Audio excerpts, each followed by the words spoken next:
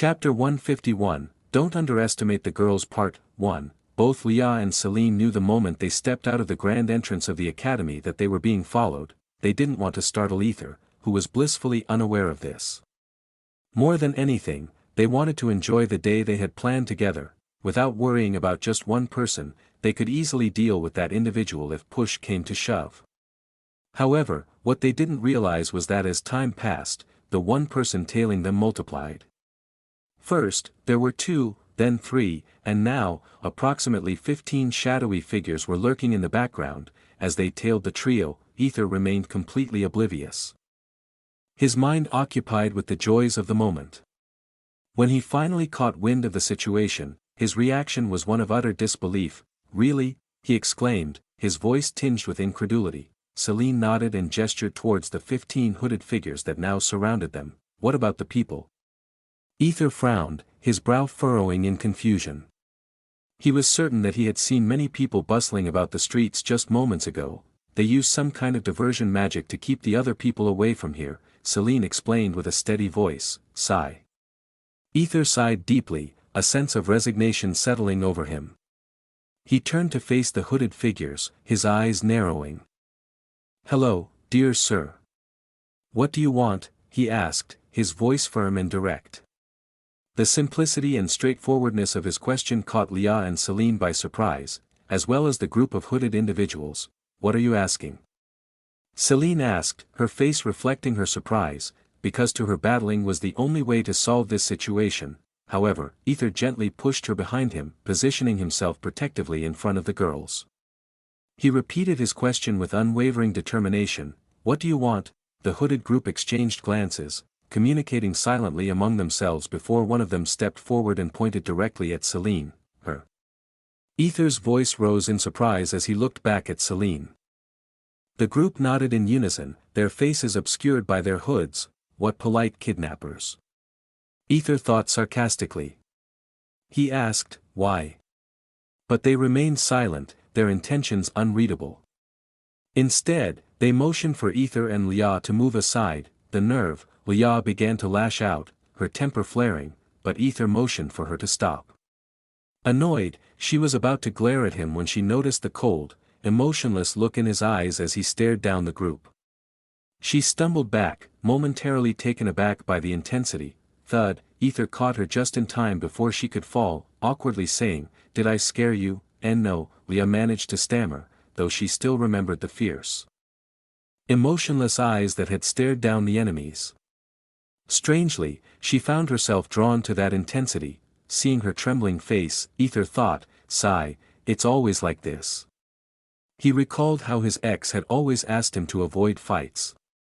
Since she got scared of Aether sometimes, Celine's lips twitched when she noticed Aether's hand lingering on Leah's hip. With a swift motion, she pulled Leah away, her expression a mix of dark and irritation. Aether, maintaining his calm demeanor, said, "I am sure she is a student of the academy, and, you do realize the consequences of your actions, right?" The hooded figures offered no response. Instead, they stepped forward again, motioning for Aether and Leah to move out of their way. Aether sighed deeply, his patience wearing thin. "I suppose I need to teach them a lesson in a different way." He looked at the girls and said, "Why don't you wait for me?" But before he could finish his sentence, Leah interrupted. "Are you looking down on us, Aether?" There was a hint of displeasure in her voice. Aether paused and stared at the 2 girls, realizing that they were not like the girls in his world who would cry or tremble in fear at the sight of danger. Finally, he facepalmed himself, thinking, "I forgot this world is different." He had instinctively tried to protect them, as he had done with Stella, who was a healer and not a fighter. "Forgive me, ladies. You can take them on," Aether said with the air of a professional butler, stepping back to give them space. Huh. Both of them giggled, patting Aether's shoulder in reassurance before turning to face the group. They cracked their knuckles, ready for battle, since talking isn't working. "Let's finish this the usual way," Leah mumbled, her crimson eyes glowing brightly. The 15 hooded figures flinched at the sight. "Did anyone know about her?" one of the figures whispered. "No, sir," came the hushed reply. "We don't know," another added, their voices trembling slightly. "What? Are you scared now?" Leah asked with a haughty tone. Her confidence unwavering. Discover stories Mvlemper, the leader of the hooded figures, snorted derisively. Scared? Hardly. With a swift gesture, he signaled the attack. In an instant, the air was alive with the crackle of magic. Hands extended, the hooded figures unleashed a barrage of elemental assaults. Fireballs roared through the air, water spears sliced with deadly precision, and jagged stones hurtled towards Leah. Others summoned their arcane cards, materializing weapons of gleaming steel and shimmering energy. Boom, an explosion rocked the ground where Leah had stood, but she was already in motion. With fluid grace, she dodged the attacks, her movements a blur. Her hands glowed with a fiery red aura as she conjured a crimson sword. Deflecting a stream of water spears, Celine dashed to the side, narrowly avoiding a fireball that exploded where she had been moments before. She conjured a water ball bristling with spikes and hurled it towards the group. Splash, the hooded figures sliced through the water ball, but Celine clicked her tongue in frustration and started throwing even more water balls, each one deadlier than the last. The group sneered, thinking they could easily cut through them again, but this time, boom, the water ball exploded violently, and the fierce spikes tore through their bodies. Cough, fuck, they groaned in agony. Slice, Leah, with her crimson red sword. Leah cut through their limbs without mercy. Chaos erupted. The figures scattered, desperately trying to avoid the devastating counterattack. Leah moved like a shadow, her movements fluid and deadly. She was a blur of motion, striking down one opponent after another with ruthless efficiency. Their limbless bodies fell to the ground like discarded toys. Blub, STUCK, Celine, agile and precise, engaged a group wielding stone projectiles. Her water balls swallowed the stones and shot them back with heavy pressure, making it hard for the group to react to their own attacks. Thud, each strike found its mark, and the hooded figures fell before her. The leader of the hooded figures watched the girls with mounting horror. This is. He had never imagined that a Silver's aptitude with a level 15 group would not be enough to take down a single girl. If I had known this, I would have stayed quiet until Master Jack ordered us. Shit. He thought, growling in frustration. I should use the servant as my scapegoat, he decided, and searched for Aether, only to widen his eyes in shock. No, not because Aether had caused the massacre or anything. Rather, Aether had simply knocked out his opponents without much effort and was now staring at the leader from an uncomfortably close distance. Too close, that's why the leader was shocked. What's your name, bud? Aether asked with a smile, but it was definitely not a friendly smile. Chapter 152, Don't Underestimate the Girls Part 2. Aether, unlike the others, didn't even use magic. Instead, he simply acted fast, much faster than his opponents could react. Increase agility by 2, ding, 2 agility, 22, remaining AP, 25325, with his enhanced speed, Aether evaded the first mage's spell, darting to the side just as a sword slashed through the space where he had been standing. He closed the distance between himself and his nearest opponent in a heartbeat, his hand a blur as he struck with pinpoint accuracy. The hooded figure crumpled to the ground, unconscious before he hit the floor. He is Foz, one of the hooded figures with a sword tried to shout a warning. But Aether was already upon him. A swift chop to the neck silenced him, and he too collapsed into a heap. Thud, the remaining opponents were momentarily paralyzed with shock, their eyes wide as they struggled to comprehend Aether's incredible speed and precision. Aether didn't give them time to recover. He moved like a shadow, weaving between them, each movement deliberate and efficient. Another hooded figure attempted to jump on Aether to hinder his movements, but just as it was about to sneak up on him, a white whip lashed out from Aether's pocket, striking the figure's head. The force of the blow sent the assailant crashing to the ground with tremendous force. Bam, nice. Snow, Aether nodded appreciatively. Hiss, Snowflake's tail wagged like a dog. Within a few minutes, Aether had knocked down 6 people and turned to look at the leader, who was horrifyingly observing the massacre Leah and Celine had caused. Aether walked closer and stared at him with blank eyes. What's your name, bud? He asked in a cold, almost detached voice. The leader trembled in fear, and before he could react, Aether caught his neck and lifted him up effortlessly. I am being Nice, you know, Aether said with a smile that didn't reach his eyes, looking at Aether with blank and pitiful eyes. Why he is looking at me pitifully? The leader asked himself with furious eyes as he struggled to escape from Aether's grasp. Aether always pitied those who crossed his path. He didn't know why, he just did. That's all. That's why, when Log said if the ethereal domain gained more power than the other domain, Aether would even forgive his nemesis. He believed those domains were his true nature. With a swift motion of anger, the leader conjured a water spear in his palm and thrust it towards Aether's neck. They weren't supposed to kill anyone, they just needed to kidnap Selene. But the situation had gotten out of hand, and now the leader had no option but to kill Aether and escape. SLCCKKK, though Aether was surprised by the sudden attack, he calmly increased his agility. Increase agility. Ding, 1 agility, 23, remaining AP, 24325, Aether caught the spear with his other hand, blood flowing as the water sent a freezing sensation through his veins. However, that wasn't the end of it. Aether always wondered if every spell fueled up arcane energy, then what would happen if there was no arcane energy in the spell? What if he absorbed it?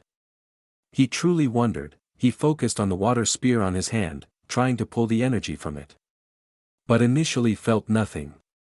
Read first Glemper, then, Ba-dump, his heart skipped a beat all of a sudden. Suddenly, his eyes shone for a second, and his vision turned into a grayscale image as if he had color deficiency. However, in that grayscale vision, the water spear appeared in vibrant colors. What is this? He mumbled. When he focused on the water spear, the vibrant colors disappeared in an instant, and, splash, the spear instantly deformed into shapeless water. The leader, who was struggling, had a horrified look on his face. He couldn't comprehend what had just happened. He saw Aether staring at his spear, and the next thing he knew, his energy was drained as if sucked out by a straw. Surprised? Aether asked with a haughty tone, though he himself was surprised he did this without any prior knowledge. He even thought it might be a common thing. Cough, the leader coughed. Monster. Before finally fainting, his lungs running out of air, hee. Aether chuckled before pulling down the hood, revealing a brown-haired man. Have you finished? Selene asked, her face a mix of surprise and admiration. She saw Aether take them down without getting hurt himself. He is getting stronger. Super, she inwardly screamed like a fan. But then her eyes fell on Aether's blood-dripping hand. Her eyes turned blank. Are you okay? She asked, taking his hand with trembling fingers. It's nothing, Sel, I am Finn, no. You are not. Selene shouted at Aether with an angry face. She took a handkerchief and wrapped it around his hand, saying, I shouldn't have left you alone. Sigh, Aether sighed, seeing the trembling girl who was worrying over a small cut, just like his ex in his previous life. He patted her head and said, I am really fine. Selene blinked for a second before jumping into his embrace. Not only that, but she didn't forget to kick the leader, who rolled a few times before hitting the wall. Finally, he completely fainted. Aether's cheeks turned slightly red when Selene suddenly hugged him. He wanted to push her away, but feeling her trembling shoulders. Aether sighed again and wrapped one arm around her. Selene blinked for a second before grinning while sniffing him silently. Ahem. Leah coughed, but Selene ignored her and clearly did not want to ruin the moment. That couldn't be said for Aether, so he gently pushed her away.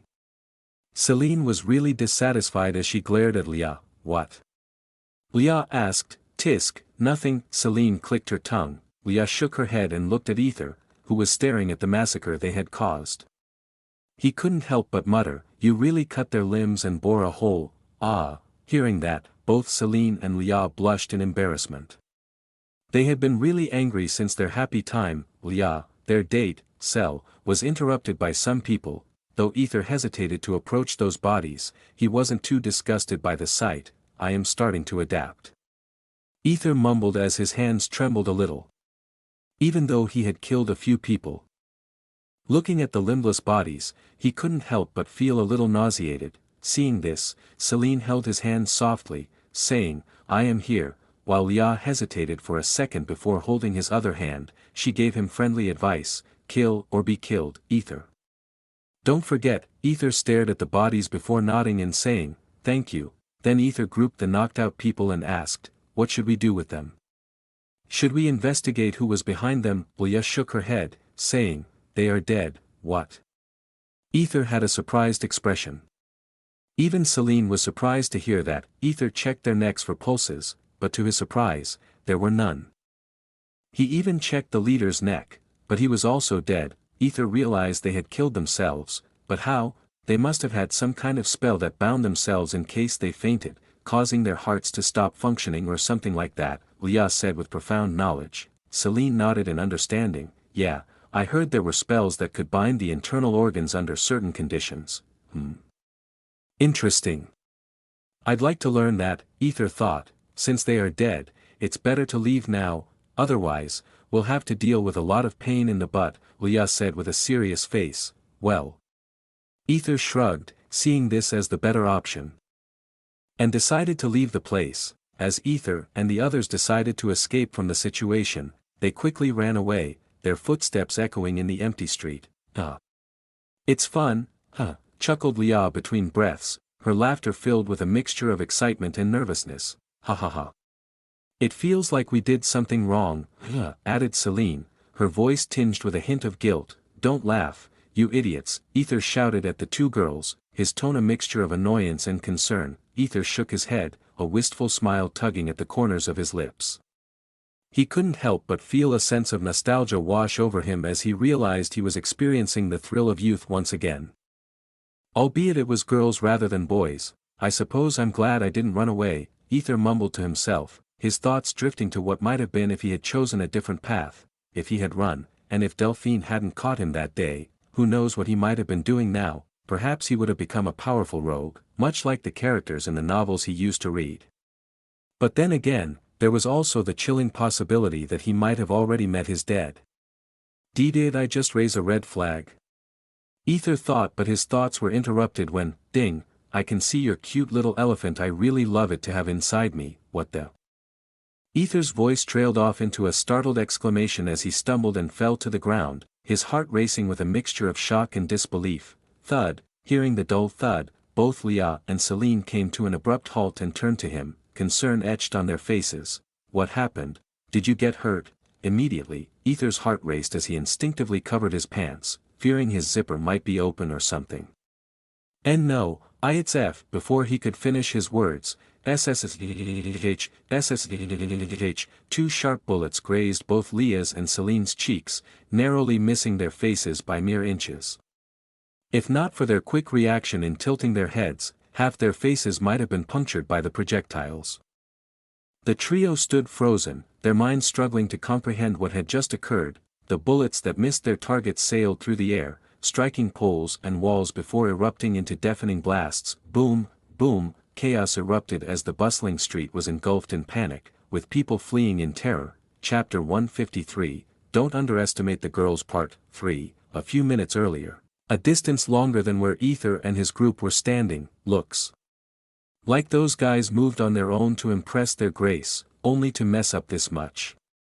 A black-haired man mumbled with an amused expression as he stood on the roof of a tall building, overlooking the chaotic scene below. Though Master predicted this, to think the trio was able to defeat the group. Interesting. Anyhow, I shall finish my duty, he said, positioning a sniper-like gun in his hands, the cold metal glinting under the light sky. What a mysterious artifact. He muttered, his eyes narrowing in concentration as he marked his target. Aether, should I kill him? He seems more dangerous than the others. He even interrupted my master's plan to kill Arya Zephyr on his first day. The man pondered for a second, his finger hovering over the trigger before deciding, nah, I'll just do what Master told me to. Otherwise, he'll be pissed off and dismantle me. A fight between two empires. It's going to be interesting. He smiled a cold, calculating grin as he aimed at Celine Frostblade, injecting his arcane energy into the gun. ZZZZZZNNNGGG sound erupted from it, then, bang, but he wasn't done. The man immediately aimed at Aurelia scarlet and fired again, bang, haha. That will wipe those smiles off their faces. Jack Sparrow's puppet giggled, but his expression turned to disbelief when his bullets missed their targets. Boom, boom, shit. He readied for another sniping attack, but the people running away from the blast hindered his line of sight to the trio, making it difficult for him to aim precisely. Get them out of the way, fucker, he mumbled in annoyance. Still, the fleeing people made it hard for him to target Celine and her companions accurately. Left with no choice, he decided to kill everyone in his path, hoping to clear the way. Hope my master doesn't dismantle me, he muttered, frustration evident in his voice, and fired again. Bang, SSSSSSH, the bullet traveled towards its target, ready to destroy anything in its path. However, SSHRRR, a small blue flame hurled towards the sky and, boom, the flames suddenly exploded like fireworks. When the blue flames hit the bullet, it exploded, causing the self-exploding bullet to detonate prematurely. Boom, hearing the explosion from the sky, the people who had been running away turned back in fear. Their screams echoing through the streets. What is happening here? Terrorist attack. Where are the guards and soldiers? People shouted in panic, their voices rising in a cacophony of fear. Some tried to shield themselves with small barrier spells, but not everyone had the skill, leaving many with no choice but to run. Fuck. Jack Sparrow's puppet clicked his tongue, his frustration mounting as he tried to shoot again.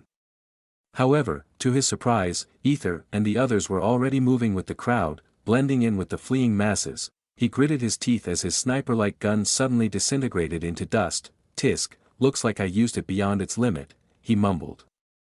Standing up and surveying the panicked people, I will kill them, he declared with determination before disappearing from the roof, his figure vanishing like a shadow. Guards and soldiers arrived at the scene, trying to calm the panicking crowd, their authoritative voices barely managing to pierce through the chaos. Where the hell have you been? What the hell is happening here?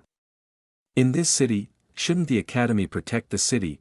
Panicked people shouted, their fear and anger directed at the guards who were struggling to maintain order. Meanwhile, Aether, running with the group, glanced at Leah and Celine, who were holding his hands and running ahead of him, their expressions filled with confusion and fear. If not for Log commenting, if not for him falling down, if not for those two stopping, if not for them tilting their heads at the last moment, he was sure they would have already died by now. His face itched with fear. A sense of fear crept into his heart, his face starting to sweat like bullets, his breath becoming labored, and his eyes flickering with darkness as if something were corrupting him from within. It was then, Mommy, Aether snapped out of it and looked at a child crying while holding a flower, the child's face riddled with tears and snot as it looked around in panic, its tiny body trembling with fear. Crack, where are you? Oh wow, drip.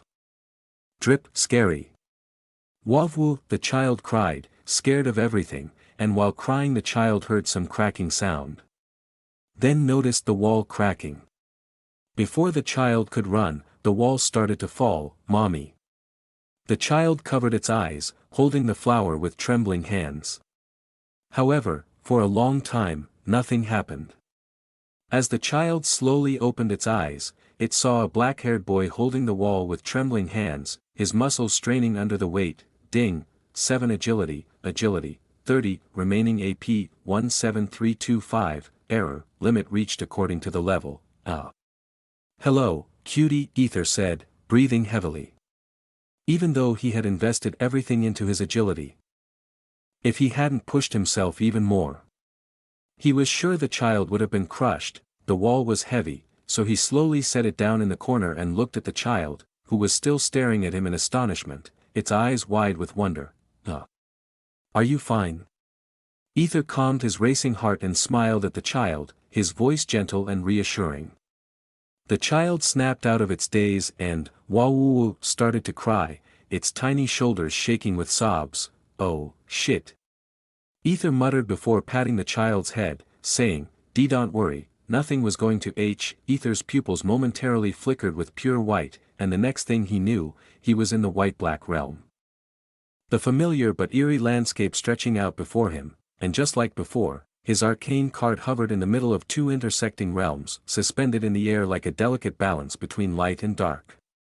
Then, drip, a small, pure white drop fell onto half of the diagonally tilted arcane card presented on the black realm, the drop shimmering with an ethereal glow. A small white etching appeared on the arcane card, intricate and beautiful. Aether's eyes widened as he felt a sudden warmth and gentleness coursing through his veins, a sensation that rejuvenated and refreshed him. The next thing he knew, he was back in reality, the strange vision fading. "Mommy!" The child cried loudly. Aether didn't know what to do with the child and was just about to pick it up when, "Darling!" a panicked voice called out. Aether saw a woman walking with a guard, her eyes wide with fear and pain. "Mommy!" The child stopped crying and looked at the crowd, shouting again, "Mommy, darling!" Upon seeing her child, the woman ran towards them and hugged the child tightly, tears streaming down her face as she cried with relief. It was then the mother's eyes fell on the broken wall near them, her heart pounding with fear at what could have happened. Did you get hurt? Are you all right?" She checked her child's body vigorously, her hands shaking as she inspected every inch. Tears continued to flow from her eyes. Even though she was hurt herself, seeing her child safe brought her immense relief. If anything had happened to her child, she wouldn't have known how to live her life anymore. "And no, Prince saved me," the child said, pointing behind them to where Aether had been standing. But there was no one," the mother said, seeing the empty space where her child had pointed. Aether had already left when he saw the woman hugging her child. He then looked around and saw the guards almost controlling the panicking crowd, their presence providing a semblance of order amidst the chaos. "Where did you run off, idiot?" Leah shouted upon spotting Aether. Her voice filled with a mix of relief and frustration. "Did you hurt yourself?" Celine's eyes turned teary as she looked at him, corners of her eyes were teary. They thought they had lost Aether in the crowd, the fear of losing him evident in their expressions. Aether sighed heavily, the weight of the recent events pressing down on him. He suddenly hugged both of them tightly, his arms encircling their bodies in a desperate embrace. What are you doing?"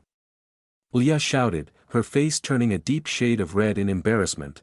We are in public." Celine was happy to be hugged by Aether, her heart racing with joy. However, noticing his trembling body, Leah and Celine glanced at each other, understanding the depth of his fear and relief.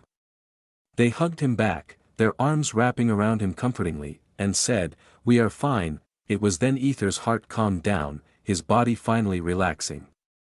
The fear that had gripped him loosened its hold, replaced by a sense of safety and reassurance. Chapter 154, Sharing and Caring. Underground, Origin Pillars, why is it not activating?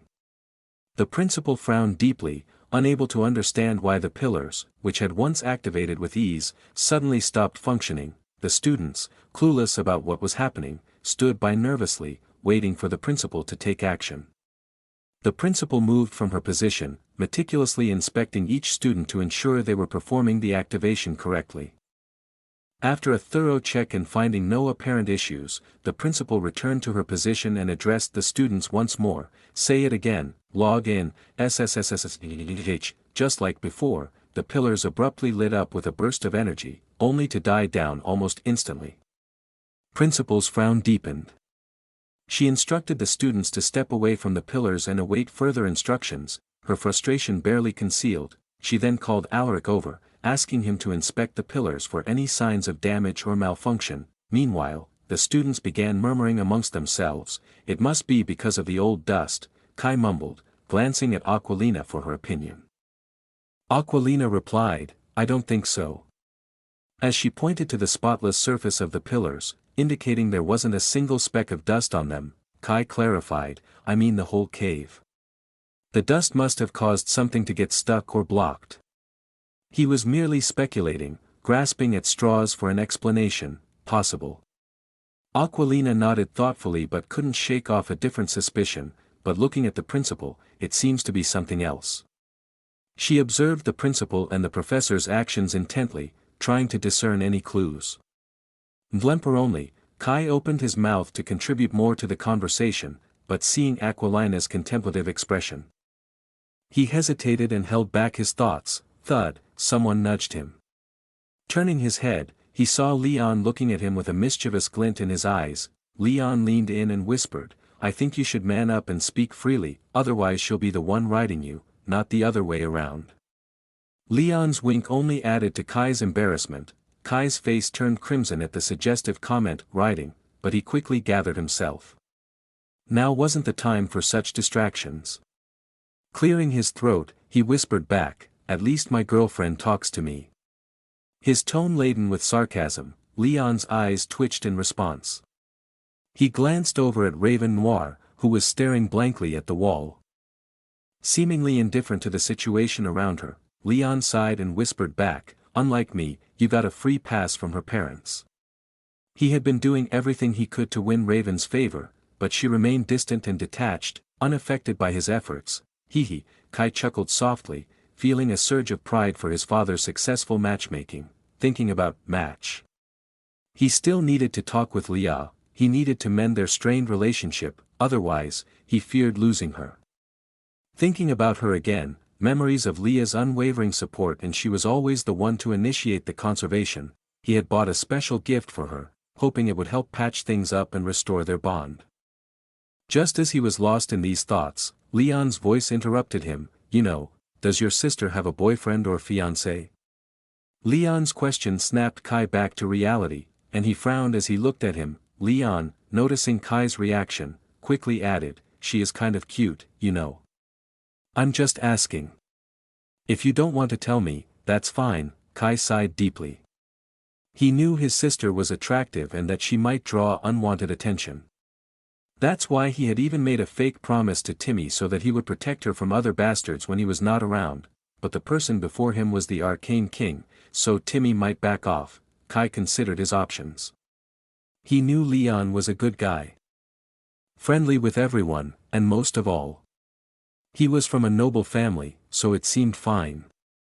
However, it had only been a day since Kai met Leon, so he decided to observe him further to see if he was truly worthy of his sister. "I'll tell you later," Kai finally said. Leon's eyes sparkled with happiness, and he hugged Kai tightly, shouting, "I truly love you, man." Hearing that declaration, the principal and professors flinched, casting glances at the two gays before resuming their work. The students looked at them in disbelief, stepping back cautiously. Especially Raven, who took a few more steps back. Aquilina wore a look of astonishment, her eyes wide with disbelief. "And no, it's not like that," Kai shouted, his embarrassment evident. "Shit." Leon realized his mistake, pushing Kai away and saying, It's boys' love, you know, brotherly love. Sharing and caring." Hearing that, the students were even more shocked, their expressions a mix of confusion and amusement. "You're not helping, idiot."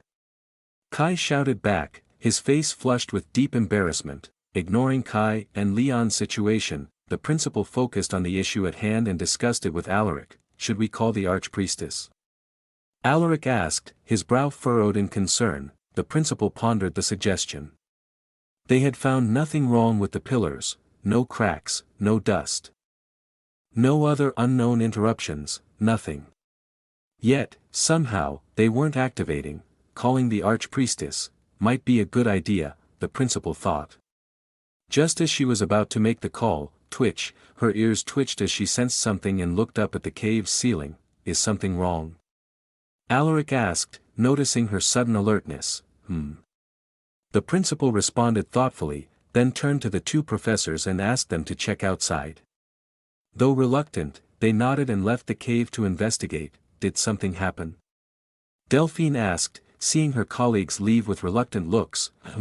The principal nodded but did not elaborate. She called the students again.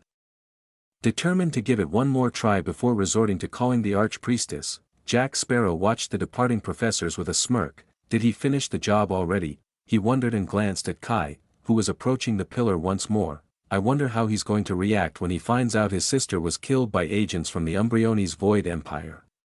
Hee. Jack chuckled inwardly. He knew his grace had already sent a few people to look for Kai. However, Jack had manipulated them into believing that kidnapping Kai's sister, who was weaker, would be the easiest way to lure their target. He couldn't let Kai be taken by those agents, otherwise, he knew his grace would kill him without mercy for lying. So, when Kai's sister was taken, he instructed his puppet to eliminate her. That way, the blame would fall squarely on the Empire. He also instructed his puppet to eliminate Leah if possible, because he wanted to pull someone behind Leah. Chapter 155, Good? No, the best of Valisar, the city of Valisar, situated beneath the prestigious academy, had just faced a terrifying assault by unknown terrorists. The once bustling city was now a scene of destruction and chaos, with the dust beginning to settle as the echoes of the attack lingered in the air. Among the few who dared to move through the rubble and debris, a young boy stood out, hugging two girls tightly in his arms. This sight drew the attention of everyone passing by, who couldn't help but whisper and stare at the trio. Aether, I think we should leave, Leah stammered, her face flushed with embarrassment. The attention they were attracting made her uncomfortable, and she felt the weight of every gaze upon them. Why yeah, we should get out of here, Celine agreed, her voice filled with a mix of shyness and urgency. Despite craving the warmth of Aether's embrace, she was too shy to enjoy it in public under the watchful eyes of onlookers. She was really shy, you know. Well, unless she was one who taking advantage. Aether sighed deeply and nodded, reluctantly letting go of the two girls. Yes, we should leave. This place is dangerous, he said with a tone that conveyed his deep concern for their safety. Without wasting any time, the three of them began to make their way towards the academy. As they walked through the city, both Leah and Celine's faces remained bright red, a testament to their embarrassment. Aether held their hands tightly, pulling them along with a firm grip that spoke volumes about his protective instincts. For a thousand affection, Celine felt as though she were walking on clouds. She clung to Aether's hand with both of hers, drawing immense comfort and warmth from his touch. Despite her attempts to hide it, her lips continued to tremble from the shock of the bullet that had grazed her cheek. Similarly, Leah couldn't help but stare at Aether's hand, her face a deep shade of red. 100 affection, does he even know what personal space is? Leah thought inwardly, but she didn't push him away. She understood his concern and worry over their safety, and she appreciated his protective nature. Both girls were still reeling from the shock of the sudden gunfire. If it hadn't been for Aether's clumsy fall, they were certain their heads would have been blown to pieces, leaving them dead without ever knowing what had happened. The most surprising moment had been when, amidst their frozen terror, Aether had immediately pulled them into his embrace and pointed his hand to the sky, firing a spell randomly. As they didn't think, the assailant would fire again in the midst of the crowd. If not for Aether's advance attack, they knew everyone here would have blown into pieces. Like Celine, Leah's lips also trembled in fear, yet neither of them showed it outwardly. All because Aether held them dearly. Leah sighed, thinking of how much Aether had done for her. She felt she owed him so much. She couldn't help but remember the look on Aether's face when he confronted the kidnappers, and even when facing the bullet, there was no fear for his own life, only the fear of losing them. 200 affection. Leah blushed slightly before shooing away her unwanted thoughts. Finally, they reached the imposing gates of the academy. We arrived, Aether announced, feeling a weight lifted off his shoulders. His smile returned as he released their hands. Let's go inside, he said, his tone lighter now that they were safe. Suddenly, two figures flew out from the academy, followed by a few groups of figures, cutting through the air with impressive speed. Must be the professors, Leah mumbled, glancing at the flying figures heading towards Valisar City. She then looked at Aether, who seemed remarkably calm, as if everything was fine now. Leah, harboring lingering unwanted thoughts, couldn't help but joke, you look too relieved. Happy knowing you won't die now. Aether smiled and patted Leah's head, saying sincerely, no, I'm happy that you guys are fine. Truly, if anything happened to you guys. He didn't dare to finish his words as he felt he might have broken if something happened to them. Leah, caught off guard by his heartfelt words, immediately averted her eyes, stammering, I am going inside. She hurriedly walked into the academy, her cheeks burning with embarrassment. Aether frowned slightly but then smiled, thinking she must be still in shock. He looked at Celine, who was pouting as if she expected him to pat her as well. Aether chuckled and gently patted her head. Ha! Celine was already on cloud 9, her happiness evident in the sparkle of her eyes. However, something unexpected occurred. When Aether gently touched the cheek that the bullet had grazed, she felt a surge of emotions she hadn't anticipated. Need to take her to the infirmary before it leaves any scar, Aether thought, his concern for her well-being paramount.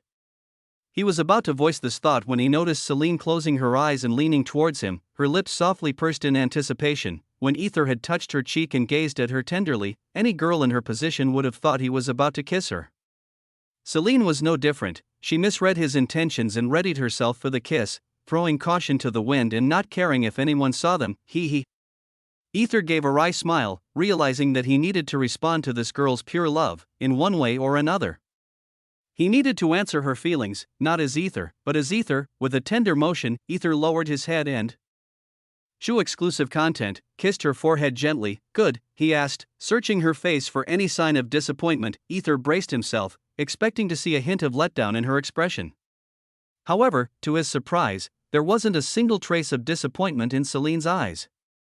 Rather, she looked truly happy. Yes, she was beyond happy. Although she might have preferred a kiss on her lips, the kiss on her forehead conveyed Aether's genuine emotions. She could feel that he was pouring his heart into that kiss. For thousand affection, no words could describe her elation. Celine gazed at Aether with tender eyes and said, "Good? No, the best." She then leaned in and kissed his cheek before skipping towards the gate, trying to calm her embarrassed face with a facade of cheerful exuberance. "What are you doing?" "We need to go to the infirmary before it leaves a scar," Leah, who was waiting near the gate, said upon seeing Celine's beet-red face and her jubilant movements. Aether rubbed his cheek, shaking his head with a mix of amusement and concern. Thud, he pressed his pants zip tightly. He was aroused, undeniably so. Yup, when Celine kissed him, he was genuinely turned on, and the bulge in his pants was evident. "What am I? A horny dog? Calm down, fucker." Aether screamed inwardly, walking awkwardly towards the entrance gate. His mind was a swirl of conflicting emotions. His body betraying him in the most inconvenient of ways. Thank goodness she didn't see this, otherwise, I wouldn't know how to face her. And damn these teenage hormones, getting wilder just from a kiss. He thought, realizing he needed to get his hormones under control before making any further moves on his targets. He took a deep breath, trying to focus on the task at hand. As his first step landed inside the gate, ding, say, log in. Aether frowned, thinking, what are you up to now? What are you staring at? Leah asked, standing in front of him with a curious expression. Nothing. Aether shook his head, taking another step forward, but then again. Ding, say, log in. Another frame appeared before his eyes. Aether knew Log was up to something, but he needed to treat Celine and Leah's wounds first, so he tried to ignore it. However, ding, say, log in, TSK, what the hell? He muttered under his breath. Aether ignored the prompt and continued to walk with them, yet the messages persisted. Say, log in, say, log in, say, log in, say, log in, say, log in, say, log in, say, log in. Aether's vision was completely obscured by the repeated messages, making it increasingly difficult to see anything beyond them. Sigh, I suppose I at least owe it for saving them, Aether thought and reluctantly mumbled. Log in, request, logging in, affirmative, thud, Aether, Leah and Celine screamed in unison as Aether suddenly collapsed to the ground like a broken toy. Author's note, hello, everyone. I noticed someone mentioning the top half mask instead of a full mask. This got me thinking, and I recalled a similar concept in BTTH, though I wondered if he was really hiding his identity or not. It struck me as a good idea. Now, I'm contemplating whether I should make this change or not. I would be grateful if you could share your thoughts. Chapter 156, First Trial Begins. Aether hummed softly to himself, uncertain of how to respond to his current predicament. The situation before him was strange and unexpected, but he wasn't entirely shocked. He knew from experience that his log always managed to complicate things whenever it got bored. Well, except for that one previous occasion where it had actually helped him. But now, really? Aether muttered, his eyes narrowing as he looked at the peculiar pillars and the group of people surrounding them. No, it wasn't the pillars themselves or even the group that left him at a loss for words. Rather, it was, the fuck? I'm walking on the ceiling. Aether exclaimed in disbelief, realizing he was indeed walking on the ceiling of the cave, much like a ghost in a horror movie. In fact, he looked like a ghost. His entire body appearing as transparent, smoky vapor. Author's note, think of the past holders in MHA, is this my soul? Aether wondered aloud. If he had access to a mirror, he would have liked to check whether he had the soul of his 28-year-old self or that of his teenage years, or attempting this one last time. If it fails, we will have no choice but to wait for the Archpriestess's arrival, the principal declared with a serious expression. Hearing the mention of the Archpriestess, Aether flinched involuntarily and looked down, or rather, up. He felt a little dizzy looking up. Everyone nodded, taking their positions, and then chanted in unison, "Log in." SSSSHHHHHHH, holy shit. Aether exclaimed, his face displaying surprise as the pillars began to light up. What is going on, he thought, his curiosity growing with each passing moment. The principal sighed in relief as the process seemed to be working. However, the light gradually began to fade, as if it were waiting for something to happen. What is it now? The principal thought, gritting her teeth in frustration, unable to comprehend what was going wrong this time. Seeing the principal's distressed expression, Aether frowned, wondering if his log had once again caused some trouble. With a bit of hesitation, he softly mumbled, "Log." In SSSHHHHHHHHHHHHH. A blinding white light enveloped everyone, and in an instant, the principal and the remaining professors were teleported out of the cave. Thud, the stone door closed itself with a resounding thud. Sigh, the principal exhaled in relief when it finally worked, but then she frowned and asked Alaric, "Did you hear another voice just now, No, I didn't, Alaric, whose sharp ears seldom missed anything, replied. Why? Did you hear something, Principal? Reader. The principal remained silent for a moment, then addressed the remaining professors, "You all can leave now. Alaric and I will bring back the children." Inside the cave, what is happening here? Finian shouted as the intense white light blinded his eyes. Everyone else shut their eyes tightly against the brightness, except for Aether, who standing nonchalantly on the ceiling, watching the scene unfold with amusement. Slowly, the white light began to dim, and 7 rainbow colors pulsed in the middle of the circular arrangement of pillars. With every pulse, the cave's scenery shifted dramatically, startling even Aether. The red color pulsed, transforming the surroundings into a bursting volcano. Fuck. Aether screamed, realizing the volcano was about to erupt above him. But then, the orange color pulsed, changing the scene into a chaotic war zone, with countless people engaged in fierce battles. What the hell? Aether yelled, ducking as an axe hurtled towards his face. Before it could strike him, the yellow color pulsed, shifting the scene to calm, rocky mountains. With each pulse, the environment changed until it finally settled into a serene landscape filled with lush greenery, towering mountains, and flowing rivers, a stark contrast to the chaos that preceded it. Aether looked down and saw he was standing on a cloud. Upside down. If he were in his physical body, he knew he would have already vomited from the disorientation. Wow! Helena Sunfire exclaimed, her golden eyes sparkling with curiosity. She was just about to move away from the pillars when... "Welcome," an ethereal voice echoed through the seemingly endless space. Everyone turned to locate the source of the voice, their eyes landing on a blurry figure whose gender was indeterminable. The figure emanated an ethereal glow, resembling a deity descended from the heavens. Even the voice was neutral and otherworldly. Mother? Helena and Finian muttered, their voices tinged with surprise and awe. "I shall explain the details for your future endeavors," the ethereal voice continued, its tone calm and authoritative, making everyone turn serious and attentive. "There will be 6 trials, each unique and taking place in different locations. Test your patience, test your endurance. Test your strength, test your weakness, test your heart's nature. These trials may or may not come. It all depends on your ability to complete the tasks at hand." Everyone nodded in understanding, knowing these were all essential steps to becoming a sovereign. The ethereal voice went on, "Since the beginning is nearing, you need to finish these trials as soon as possible and be recognized by your desired weapon." Everyone's eyes widened in surprise and shock. The beginning, and recognize, they wondered, the term swirling in their minds. What are you teeth? Before Kai could finish his question, the voice continued, "Upon completing each trial, you will be granted the chance to ask me one question. And I will answer it." Again, their eyes widened in surprise, absorbing this unexpected boon. Ignoring their reactions, the ethereal voice carried on, "Since we have an uninvited guest." There was a long pause as the blurry figure looked up, its gaze seemingly penetrating the ceiling. Aether gulped, thinking, did it find out? Your first trial begins. Lazer. Find this.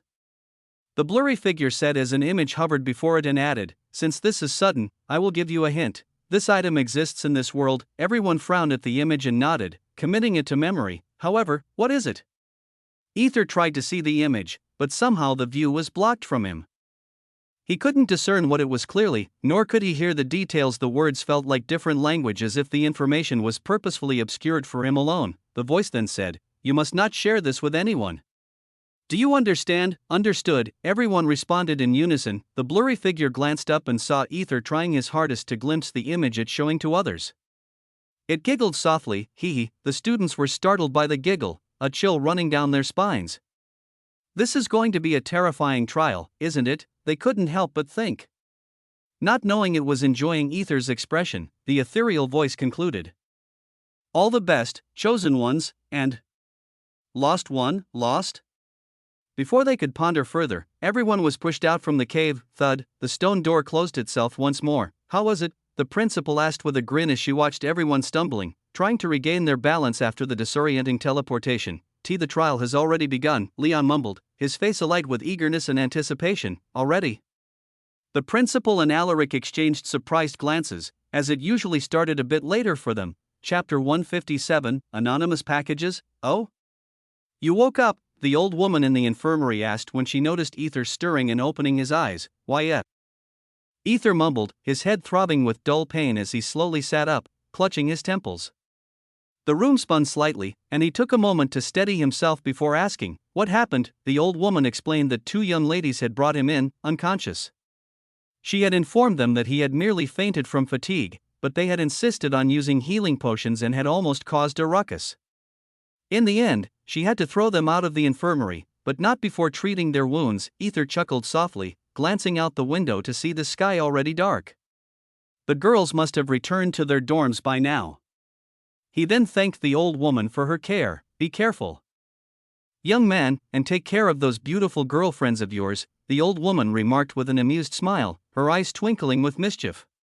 She vividly remembered the bluish black-haired girl's frantic pacing and the blonde girl's anxious nail-biting. Ah, youth.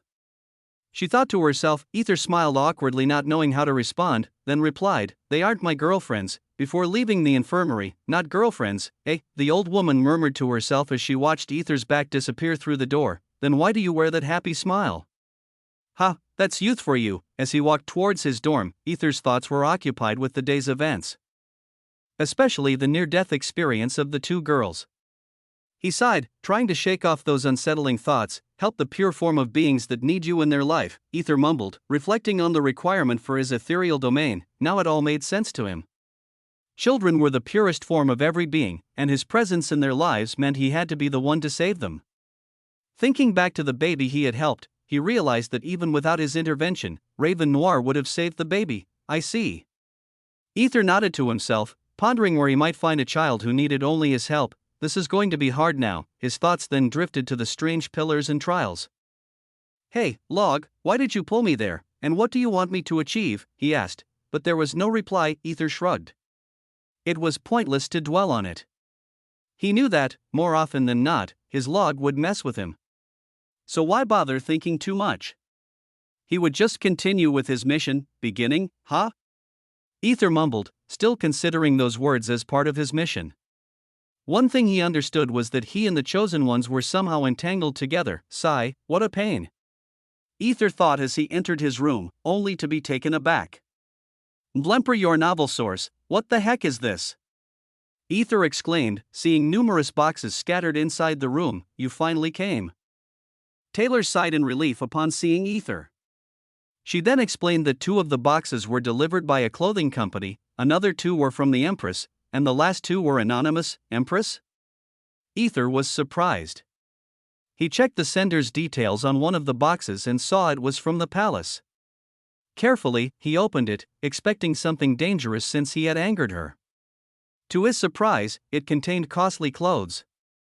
Really expensive ones, judging by the fabrics. Then he noticed a small letter inside, / do your best to survive. And next time, I will prove who is gonna tremble like a little cat, / Seeing the short and terse message, Aether couldn't help but laugh. Really? Let's see. He thought, an evil smirk playing on his lips. He was waiting to see her blushing face. He then turned his attention to the 2 anonymous packages. Aether examined the details but found no sender information. He glanced at Taylor, who nodded, reassuring him, everything entering the academy is scanned, so there's no need to worry. Aether nodded and opened the first package, revealing white clothes.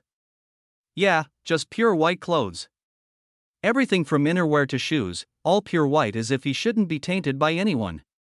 There was also a letter inside, / I miss you. Please be safe. I pray for your safety and I will always protect you wherever you are. Stella. Aether whispered, a gentle smile forming on his face. He could picture her worried expression even without seeing her name. But then, remembering her sister, the archpriestess, his smile faded, and sweat beaded on his forehead. I need to deal with her somehow. He thought and shrugged. He then looked at the final package. Opening it, he was shocked. Even Taylor was surprised to see fluffy clothes. Everything was fluffy and girly, though still male attire. It looked like something an overprotective grandmother or clingy overprotective mother would choose. Aether stared at the pink underwear with a cute elephant image on it, his eyes and lips twitching in disbelief. He was about to close the box when he noticed a letter. Sighing, he read it, /IIH hope you like it and I attached a few zenith. Hope you utilize it responsibly and, I love you, /. Aether stared blankly at the letter, then saw an envelope attached to it. Opening the envelope, he was stunned. 10,000 zenith. Taylor mumbled in surprise, seeing the substantial amount. Aether sighed, uncertain of the sender. I love you? Who the fuck are you even? He screamed inwardly, and most of all, he couldn't accept such a high amount, especially without knowing the identity of the sender. Can we trace who sent this? He asked Taylor, who shook her head in denial. Aether sighed again. Unsure of what to do with so many clothes, should I arrange them? Taylor offered. Aether shook his head. Give me some time to think about this. SSS Snowflake peeked out from Aether's pocket and looked at him worried, as if asking whether he was fine or not. Ha! Aether smiled a little and patted her head, which seemed to make her happy. 2,000 affection. Taylor stared at Snowflake.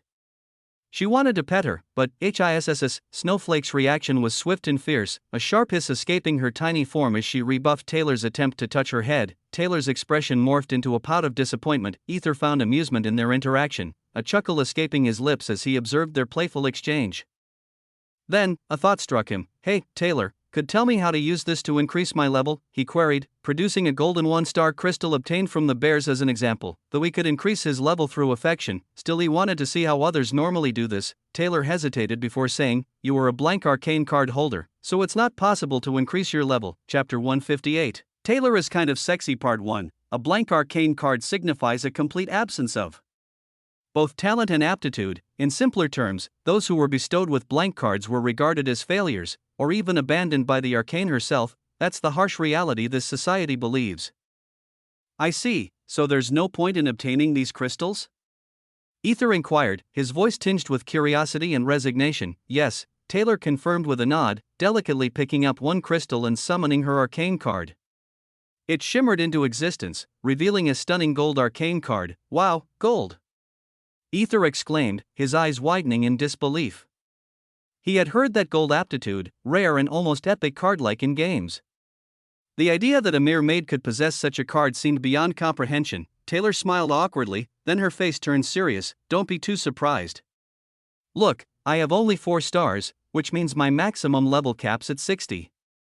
Someone with silver aptitude and a level of 90 could easily beat a shit out of me. I see. Aether nodded, already familiar with these details. His eyes then drifted to the corner of her card, noticing 3 stars glowing brightly while one remained empty, a hollow star. So your current level is around 30 to 45, right? Yes.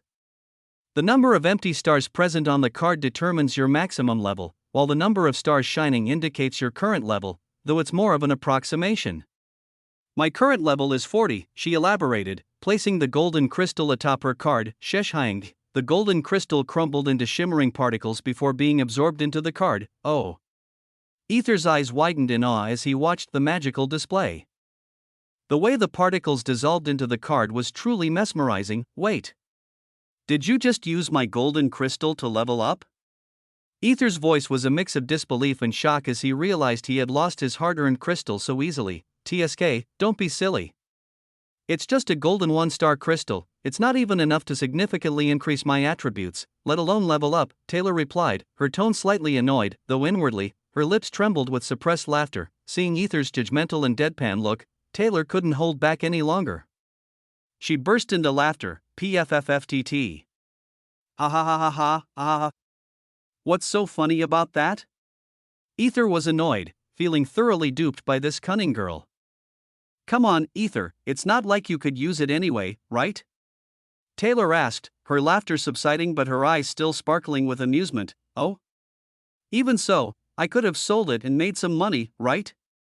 Aether said, his face serious as he thought. Also, my modified arcane card might make a difference. Well. Taylor hesitated, not wanting to answer, but when Aether extended his hand and asked, money, TSK, don't be stingy, Aether. It's just one crystal, you know, Taylor said with an amused smile, trying to sneakily grab the remaining golden crystals. She really wanted to annoy him for touching her chest earlier. Aether's eyes widened as he saw her trying to take the crystal. That sneaky thief, he thought before exclaiming, you sneaky little. Aether grabbed her hand. Startled by the sudden touch, Taylor jerked her hand, causing Aether to fall on top of her. Thud, thud, their faces were mere inches apart, and they stared into each other's eyes, their breaths mingling in the heated air. Taylor's cheeks flushed a deep crimson as she felt his warm breath against her skin. Her glasses were disoriented. He's quite handsome, she thought, her heart racing. She swallowed hard, feeling a strange heat spreading through her body. Then, her eyes widened in surprise. Arg. What am I even thinking? Gulp, just as she was about to push him off. Aether gently removed her disoriented glasses and stared deeply into her eyes. Taylor suddenly felt all the strength drain from her body, her shyness overwhelming her, making it difficult to even meet his gaze. Gulp, Aether couldn't help but be captivated by glimmering purple eyes. Your eyes, they're truly gorgeous, he whispered, his voice low and husky. Ba-dump. Taylor's heart skipped a beat. She immediately pushed him to the side, her voice trembling with a mix of embarrassment and indignation. What are you doing? Why, you womanizer? Aether just smiled, seeing her blushing face. She almost looked similar to the Empress, in her flustered state, seeing his smile. Taylor's face turned even redder. This womanizer, she thought, gritting her teeth in frustration. Gulp, chapter hosted on Blemper. Both of them frowned, hearing that gulping sound once again. They turned their heads toward the source, only to see Snowflake happily gulping down the golden one-star crystal. Aether's face turned horrified. My money, however, stop her, otherwise, she'll die from eating too much. Taylor shouted, her voice filled with urgency, but before either of them could move, Snowflake swallowed. Gulp, and suddenly, HHHISSSSSSS, she screamed, her body writhing in pain. The sight was agonizing to watch, her form contorting in distress. What should we do? Aether shouted, his heart breaking at the sight of her agony. He felt utterly helpless. Taylor shook her head, saying, I think, it's already too late. Before she could finish, crack, Snowflake's skin cracked as if she were about to burst. The next second, her body suddenly went still, as snow. With trembling hands, Aether slowly walked towards her. When he held her motionless body, his eyes became vacant, devoid of hope. Ignoring Aether, Taylor examined Snowflake's body carefully before sighing in relief. She just went into hibernation due to the overload. Don't worry, she'll wake up in a day or two. She might evolve during this time, Taylor said with reassurance. Hearing that, Aether's eyes regained their light. He gently placed his ear on her body and heard a faint sound. Loop-dub. His body relaxed as he looked at Taylor and, overcome with emotion, suddenly hugged her. Though Taylor was taken aback, feeling his trembling body, she sighed and hugged him back. Her eyes suddenly turned cold and calculating as she muttered inwardly, he is weak. She already got the info on what happened while she was busy treating Timmy. From what she heard, eavesdropped, from Leah and Celine, it seemed they almost died if not for Aether's clumsiness. Then, with a glance at Aether, who was now separated from her, his expression softened as he said, thank you. She watched as he gently placed Snowflake on the empty boxes with utmost care, his movements tender and deliberate. Aether even went a step further, placing his new clothes inside the box, ensuring Snow could stay warm throughout the night. With a weary sigh, he finally decided to retire early, the exhaustion of the day weighing heavily on him. However, bang, bang. Chapter 159, Taylor is Kind of Sexy Part 2, Bang, bang. A vision of two headless bodies suddenly appeared, vivid and horrifying. The vision then moved forward, hands trembling with a mix of fear and dread. Just as the hands were about to touch the headless bodies, Aether abruptly woke up from the nightmare, his breath coming in heavy, panicked gasps, his eyes darting frantically from side to side as if still searching for the horrors from his dream. Another nightmare? Taylor, who was lying comfortably on the top bunk of the bed, couldn't help but ask. It was the third time that single night Aether had woken up in such a state. Sorry. Aether responded, his voice laden with exhaustion. His face showing the toll of sleepless nights. Taylor sighed deeply, jumped down from her bunk, and sat beside him on his bed, looking at him with a concern. "Is something bothering you?" she asked, even though she had a pretty good idea of what was troubling him. "The place novel bin." Aether shook his head slowly, attempting to dismiss her concern. "I'm fine," he started to say, but before he could finish, "Just tell me," Taylor insisted, nudging her glasses up her nose with a stern expression that showed she wouldn't be easily swayed. Aether stared at her face for a long moment before sighing deeply. I don't know. I'm just so worried that I might lose those close to me." Again, Taylor's stern expression slowly softened into one of empathy. She said gently, "Lie down." Just lie down." Aether lay back down on the bed, feeling the mattress creak under his weight. Taylor placed her hand gently on his chest and began to hum softly. Aether's eyes widened in awe as he listened to the melodious sounds emanating from her.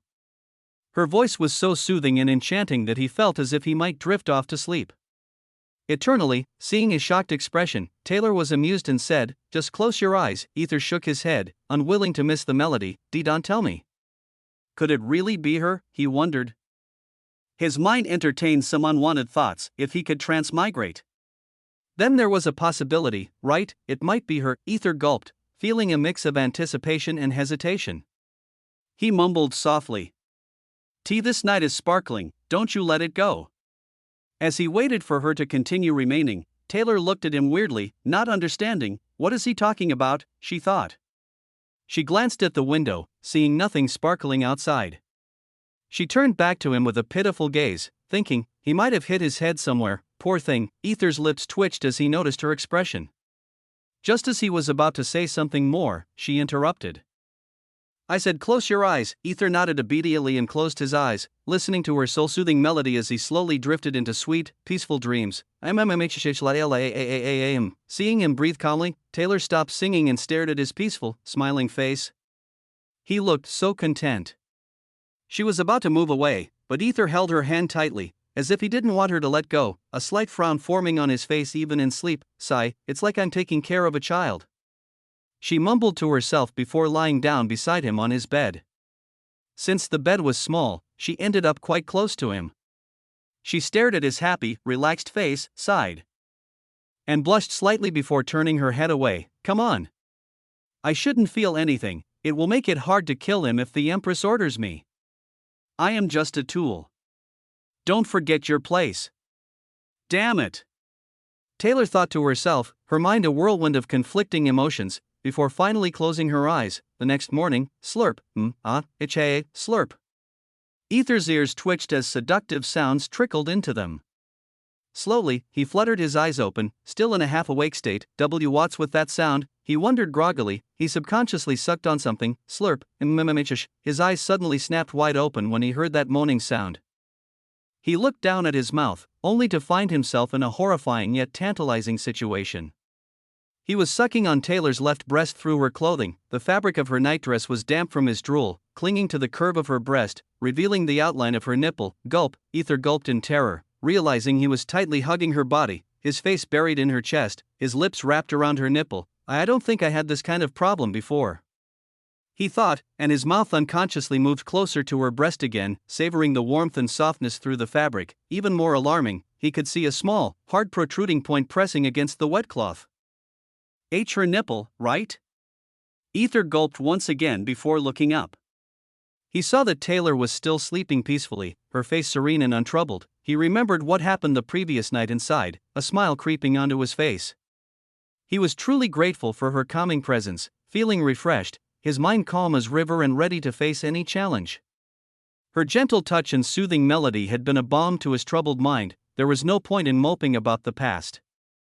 Those two were fine now, so dwelling on it was useless. From here on, he needed to be more careful about his surroundings. He didn't want to owe his log anymore. A dangerous glint passed through his eyes. He was definitely going to make those who almost killed his friends pay. He smiled, feeling mentally rejuvenated. It must be her melody, he thought, feeling an overwhelming sense of gratitude towards her. He knew Taylor wasn't the kind of girl who would sneak into another man's bed. He had seen her shy expression many times, even during their dance, where she was hesitant to make close contact. There must be some reason for her lying in his bed. He truly believed that. He prided himself on being a true gentleman. He wasn't going to take advantage of a pure-hearted girl. He was definitely not a pervert. Yes, he was a gentleman above all gentlemen. Aether smiled with the pride of a true gentleman, Sigma, and was about to move when. Ah, stop, Chapter 160, Taylor is kind of sexy Part 3, stop.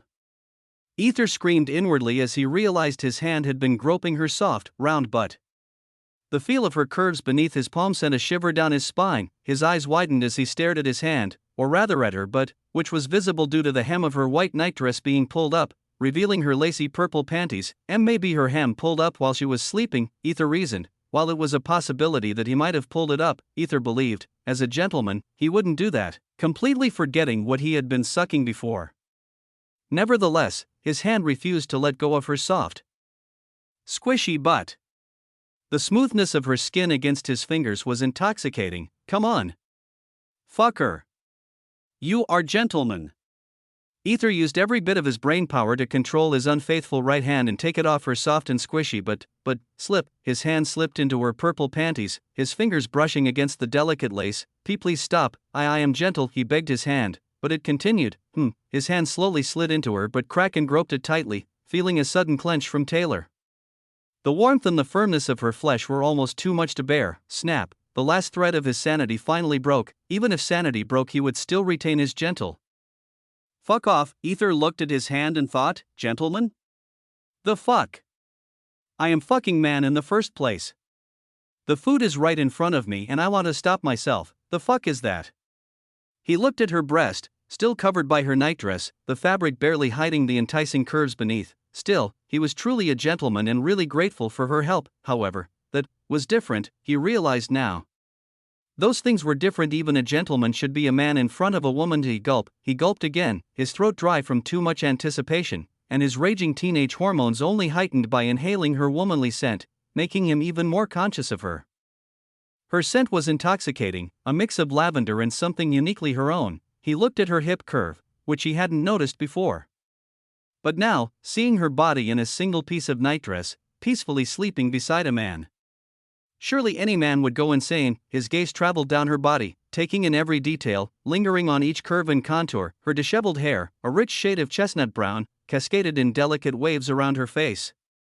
Aether desired to inhale the intoxicatingly flowery scent of her hair, to bury his face in its softness. Strands fell delicately around her face, framing features that were a captivating blend of beauty and cuteness. Aether felt an overwhelming desire to kiss every inch of her face.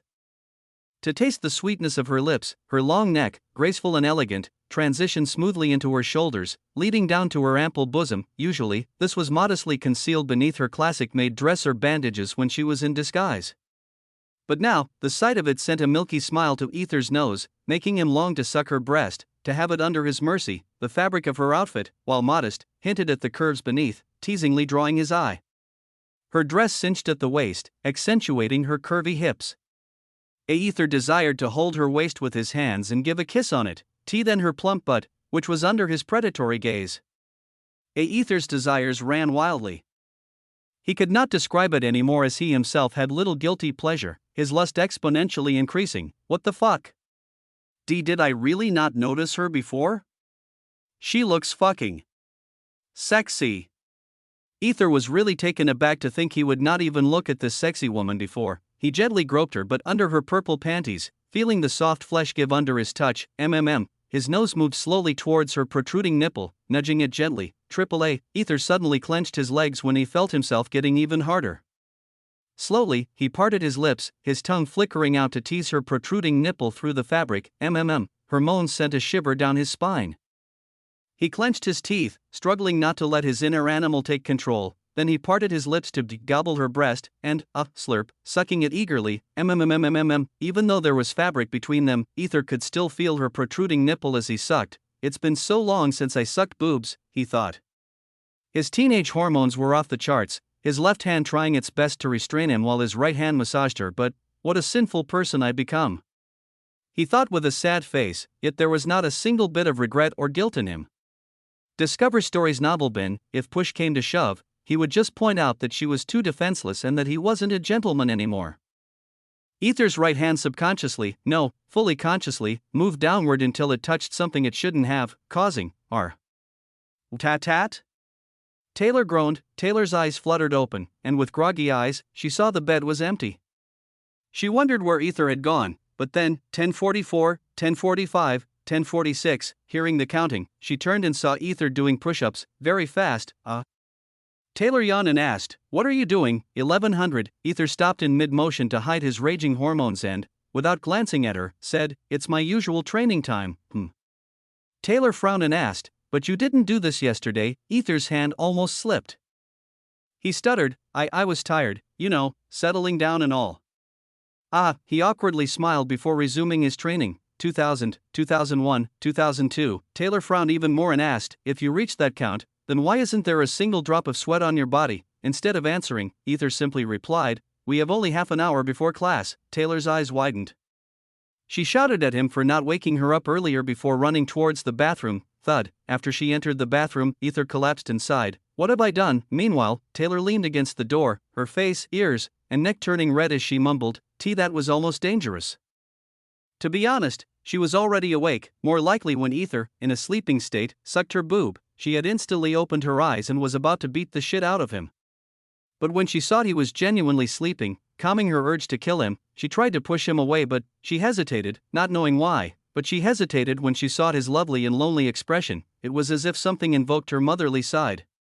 So she let him continue, reasoning that the fabric in between made it fine, and after all, she was older than him, so she felt he was a child. However, as time passed, Aether became more daring, and she noticed he was even awake yet still acting like a pervert. Sure, he is definitely a perverted womanizer. Taylor gritted her teeth, and when she looked at her leg, there was white, transparent liquid sliding down her thigh.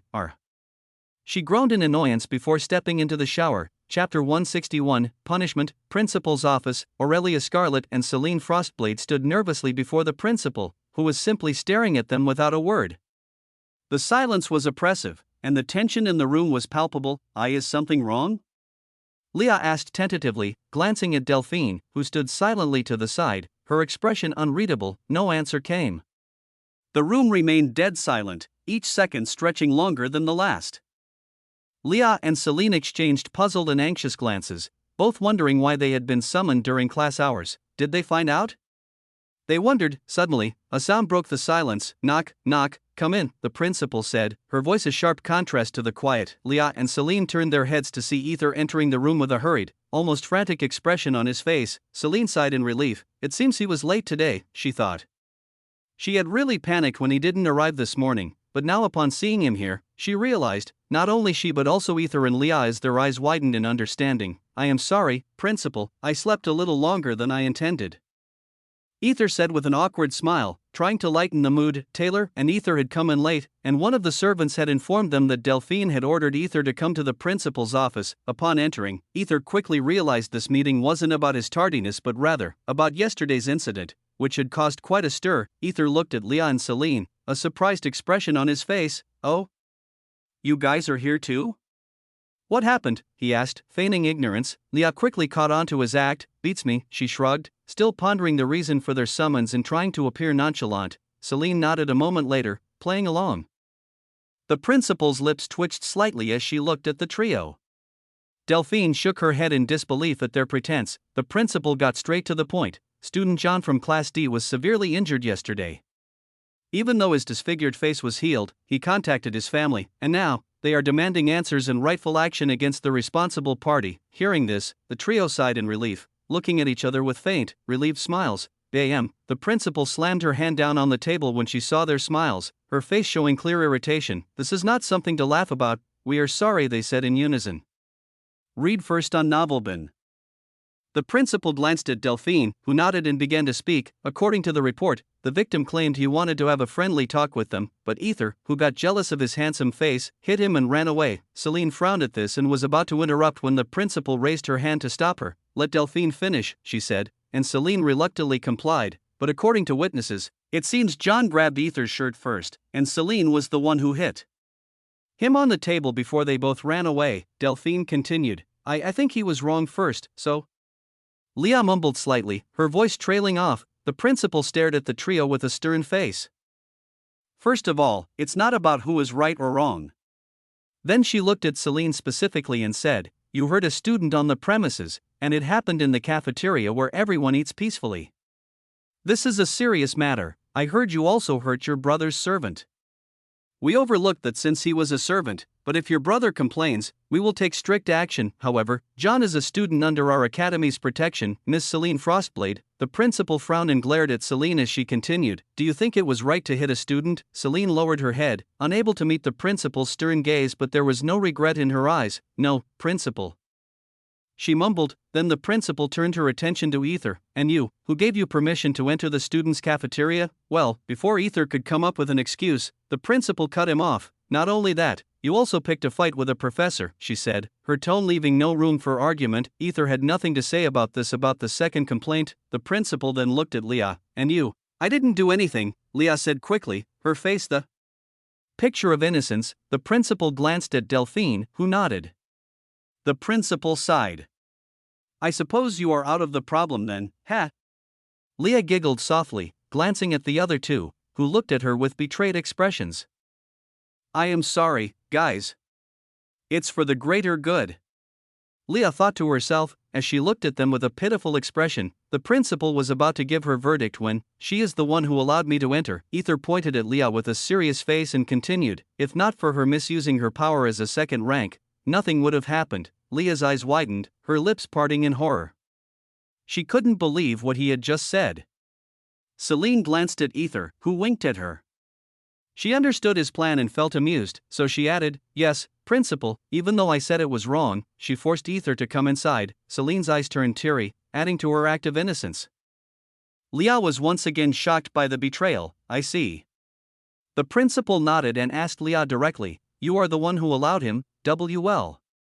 Yes, but I did. Before Leah could finish, the principal said sternly, I suppose you three are all deemed for punishment. Leah's mouth was wide open, unable to respond.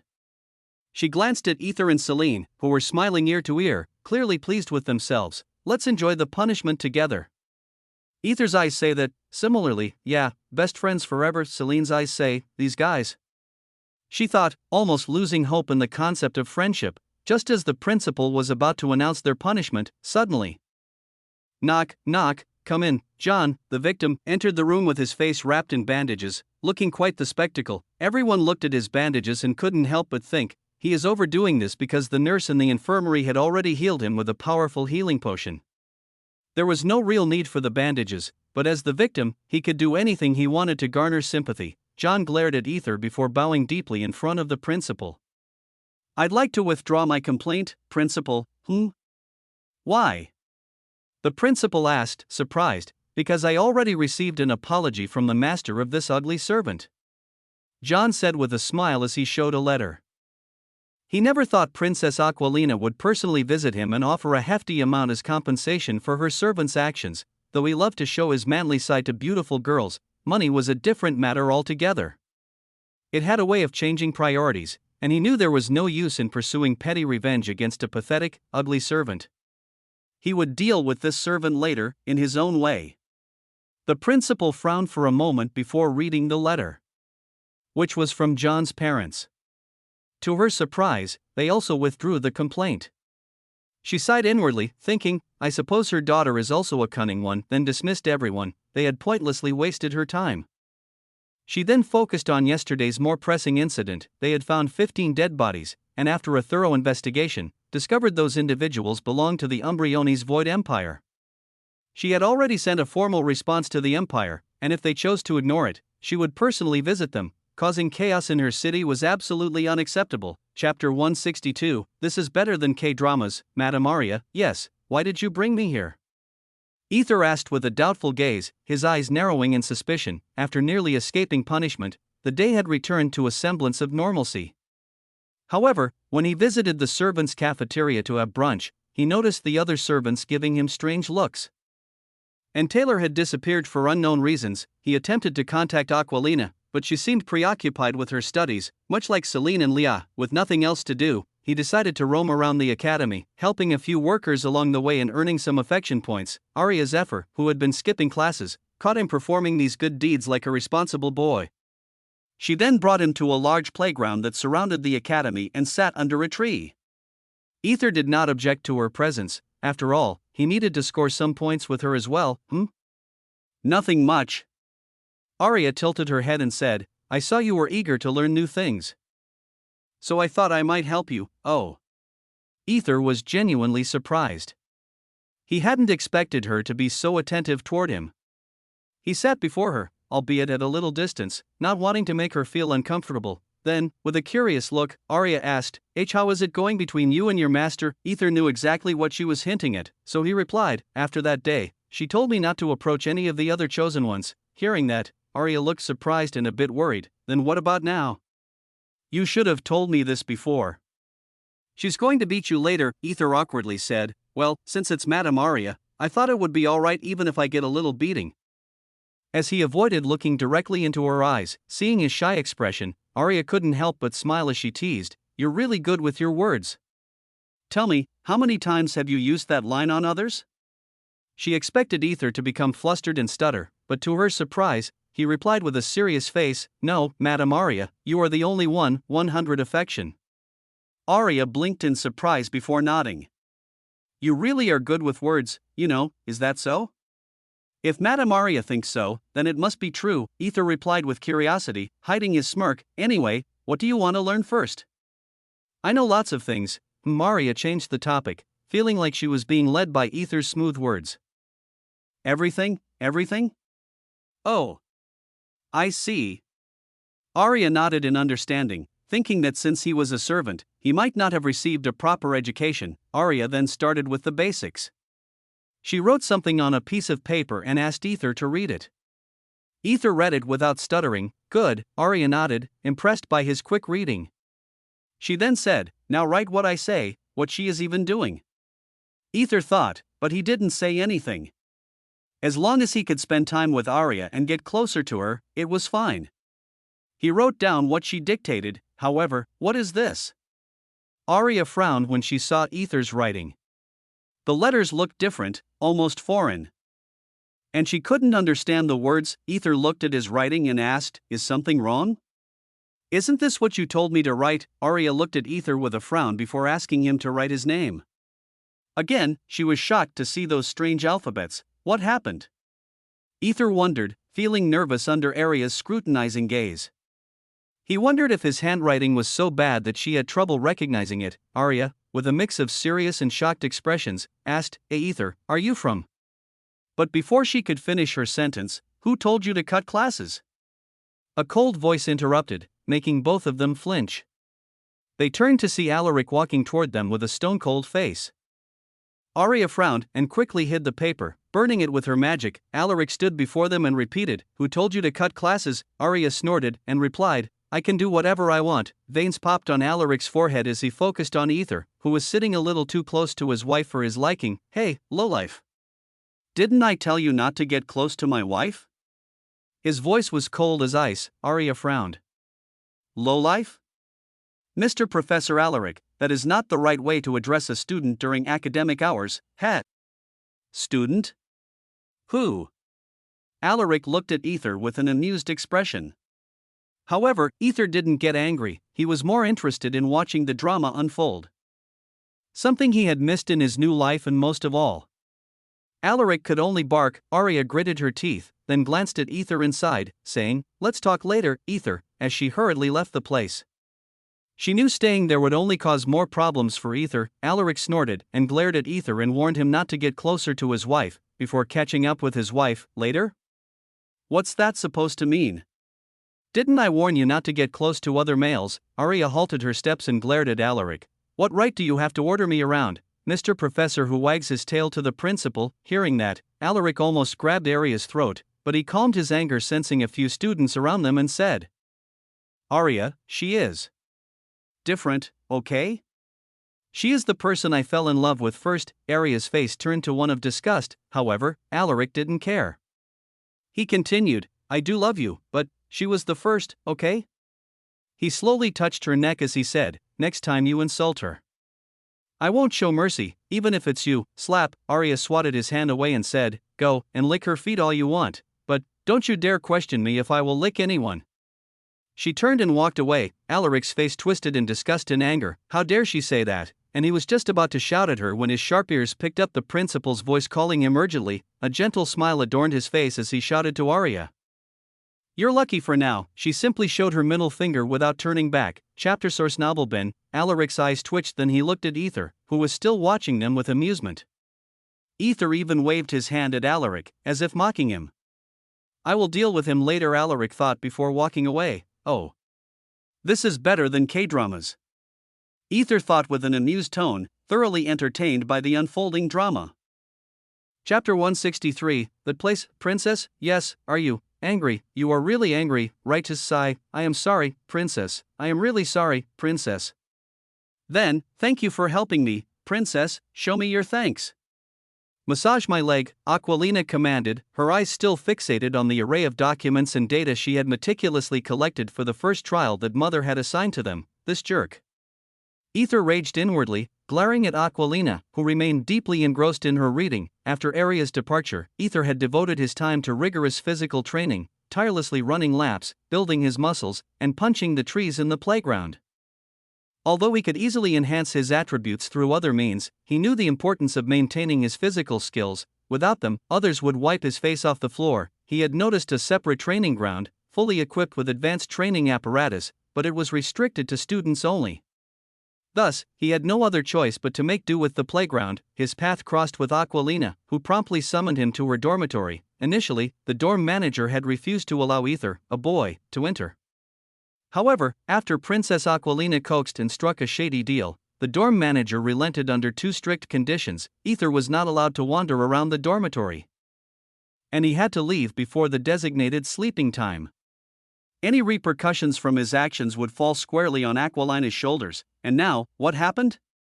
Aquilina asked, sitting on the edge of her bed, her eyes still glued to the documents. As she raised her pristine legs, Aether wasn't simped to fall for her pristine legs because this morning, he had seen much more than just her legs and even touched something squishy.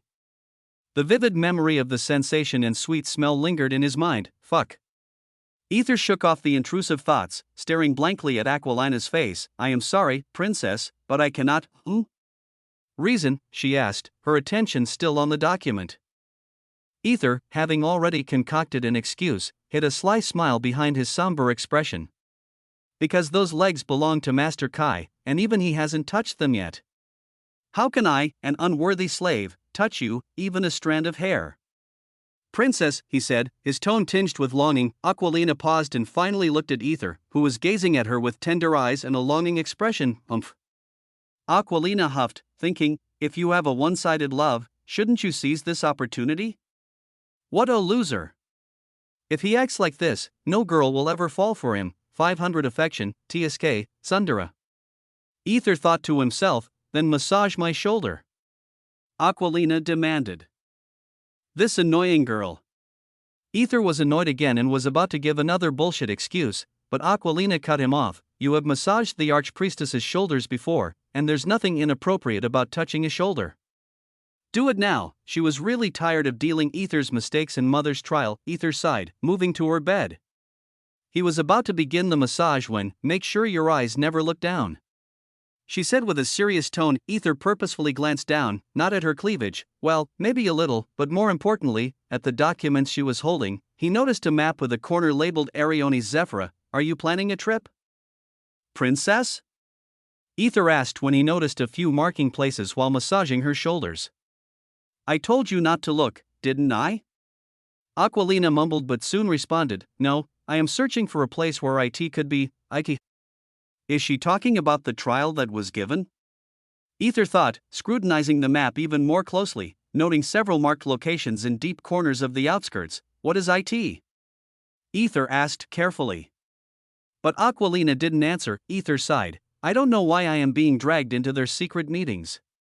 Does Arcane want me to do something? If so, why hasn't any mission appeared? He wondered. His mission was supposed to be related to seduction. But why was he being pulled into this? What is Arcane truly hoping for me to do? Aether couldn't help but ponder. Suddenly, Aquilina asked, how is it going with Arya? Aether snapped out of his thoughts and said, I am able to get close to her, but, Aether hesitated. Aquilina stopped looking at the documents and lifted her head, only to freeze when she saw him so close. Aether, who had been looking at the documents in her hands, was suddenly surprised to see her face this close. They locked eyes for a moment. He saw her flickering purple eyes, while she saw his mysterious blue eyes. Before Aquilina averted her gaze and asked again, but Aether snapped out of his daze, thinking, both mother and daughter really resemble each other. He was almost mesmerized by her beauty. He awkwardly said, it's just that whenever I get close to a woman, my blood boils, my cheeks turn hot, and I feel something hard, don't know why." Aquilina's face contorted in disgust as if she couldn't believe what she was hearing, and she immediately looked at him, only to be taken aback by his innocent eyes. Don't tell me he doesn't even know what's happening to him?" Aquilina thought, her disbelief evident. She calmed herself, cheeks tinged with red, and asked, "Why you? Did you receive any? I mean any kind of?" Aether inwardly laughed at her innocent, shy expression. Despite her struggle to express it, he decided to play along as an innocent boy who knew nothing about the outside world. In truth, he was. But not in this field. Seeing his expectant, innocent expression, Aquilina grumbled a little before shouting, "Did you receive any sex education?" She blurted out, her face turning even hotter. She couldn't believe what she had just said. Aether tilted his head, feigning innocence, and said, "Sex? What? Oh my." Aquilina face-bombed. She never imagined he was this innocent. What the hell am I supposed to do now? She wondered, glancing at Aether, who was still acting like an innocent, curious boy. She mumbled, "You do know how babies are made, right?" with a little hopeful expression, but Aether smashed it with a large hammer, saying, with a shy expression, when man and woman, KKKSS, the baby will be born, as he mimicked his two hands kissing gesture. Aquilina had a what the fuck expression, and with utter defeated expression, she said, "I suppose I need to take him to that place." Chapter 164, Escape from this weird girl. Thud. As the door to Aquilina's room closed behind him, Aether couldn't help but mumble to himself, "Is she really going to send me to a brothel?" His face was a picture of disbelief and shock. The thought of such an extreme measure left him flabbergasted. To be honest, he had hoped for a different outcome. Perhaps Aquilina would treat him for his innocence by teaching him explicit things, nothing more than theoretical lessons on a board, of course. Or maybe even hugging him or getting close in a more intimate, yet innocent, way. He had never anticipated that she would jump straight to something as extreme as sending him to a brothel. Damn man. Aether clicked his tongue in annoyance and was just about to leave when, he turned around to see Arya peeking out from her room, her face etched with worry. Aether grinned inwardly, then put on a slightly sad yet happy expression as he walked towards her. "Hello, Madam Arya." However, instead of greeting him back, Arya grabbed him by the arm and pulled him into her room. A golden-haired figure watched the scene silently from a distance. Inside Arya's room, the atmosphere shifted dramatically. The dim lighting cast a warm glow on the soft furnishings, and Aether couldn't help but feel a surge of heat as he noticed Arya's appearance. She was wearing a simple, flowing dress instead of the Academy's uniform, which highlighted her natural beauty and made her seem more approachable, yet tantalizingly out of reach. Gulp, she looked really hot MILF. Even though they were alone in the room, Aether was the only one feeling a little hot under the collar.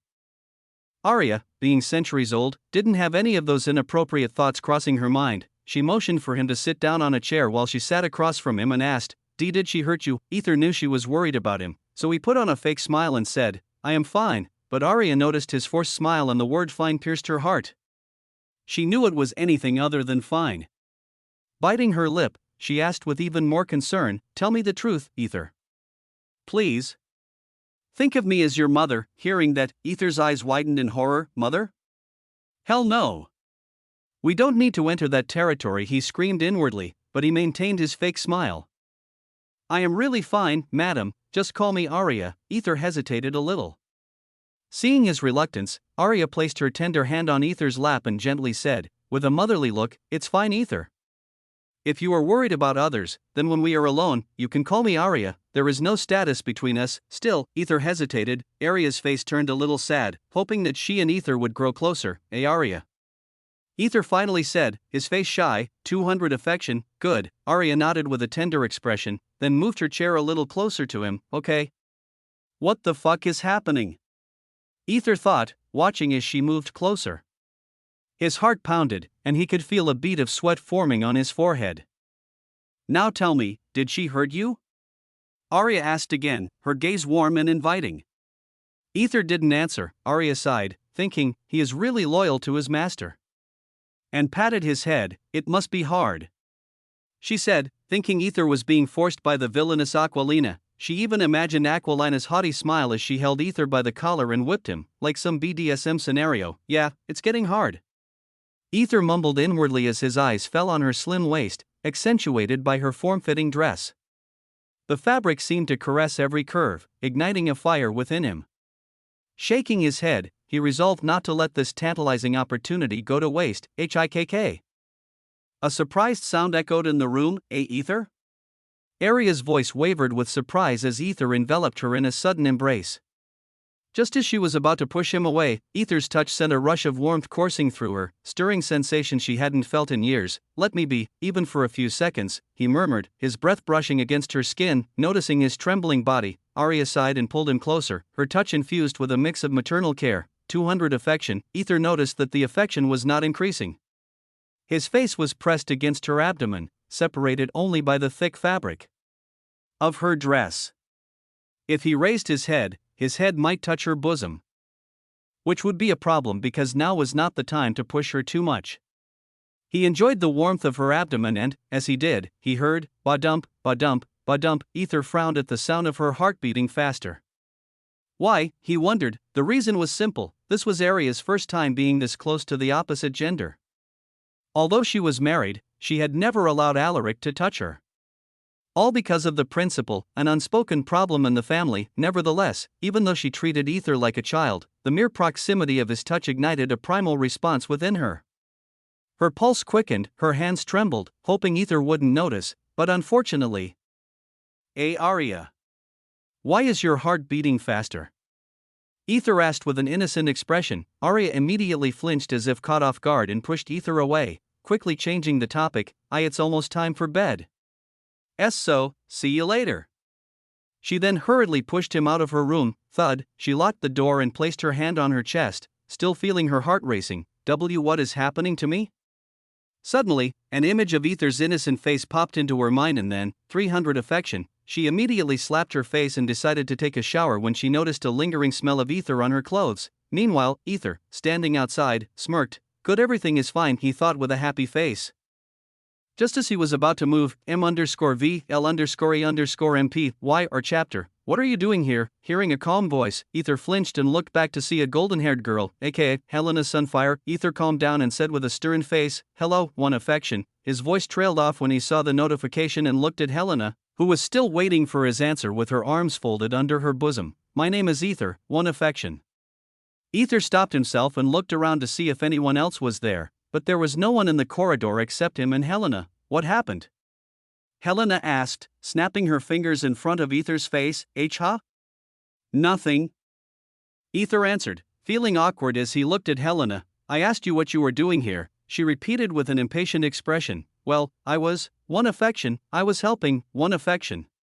Helping Madame Arya since she, one affection, asked me to arrange her wardrobe, one affection." Aether had no more words and just wanted to escape from this weird girl. Chapter 165. Some girl's really innocent, yes, put it there. Helena commanded with a hint of amusement in her voice, her finger pointing decisively to a specific spot in the room. "Understood." Aether replied, nodding as he hoisted the heavy table and moved it to the designated position. One affection, why was Aether helping her? The question nagged at the back of his mind. It wasn't out of goodwill or some newfound sense of duty. Hell no, it was because Helena had threatened to report to the principal that he had entered Arya's room, a situation that spelled trouble not just for him but also for Aquilina, so he chose to comply with her demands, as long as they were within the bounds of reason. Still, he couldn't help but be perplexed by her actions. Why was she giving him affection points? And why was she even allowing him, a stranger, into her private space? Do I know her?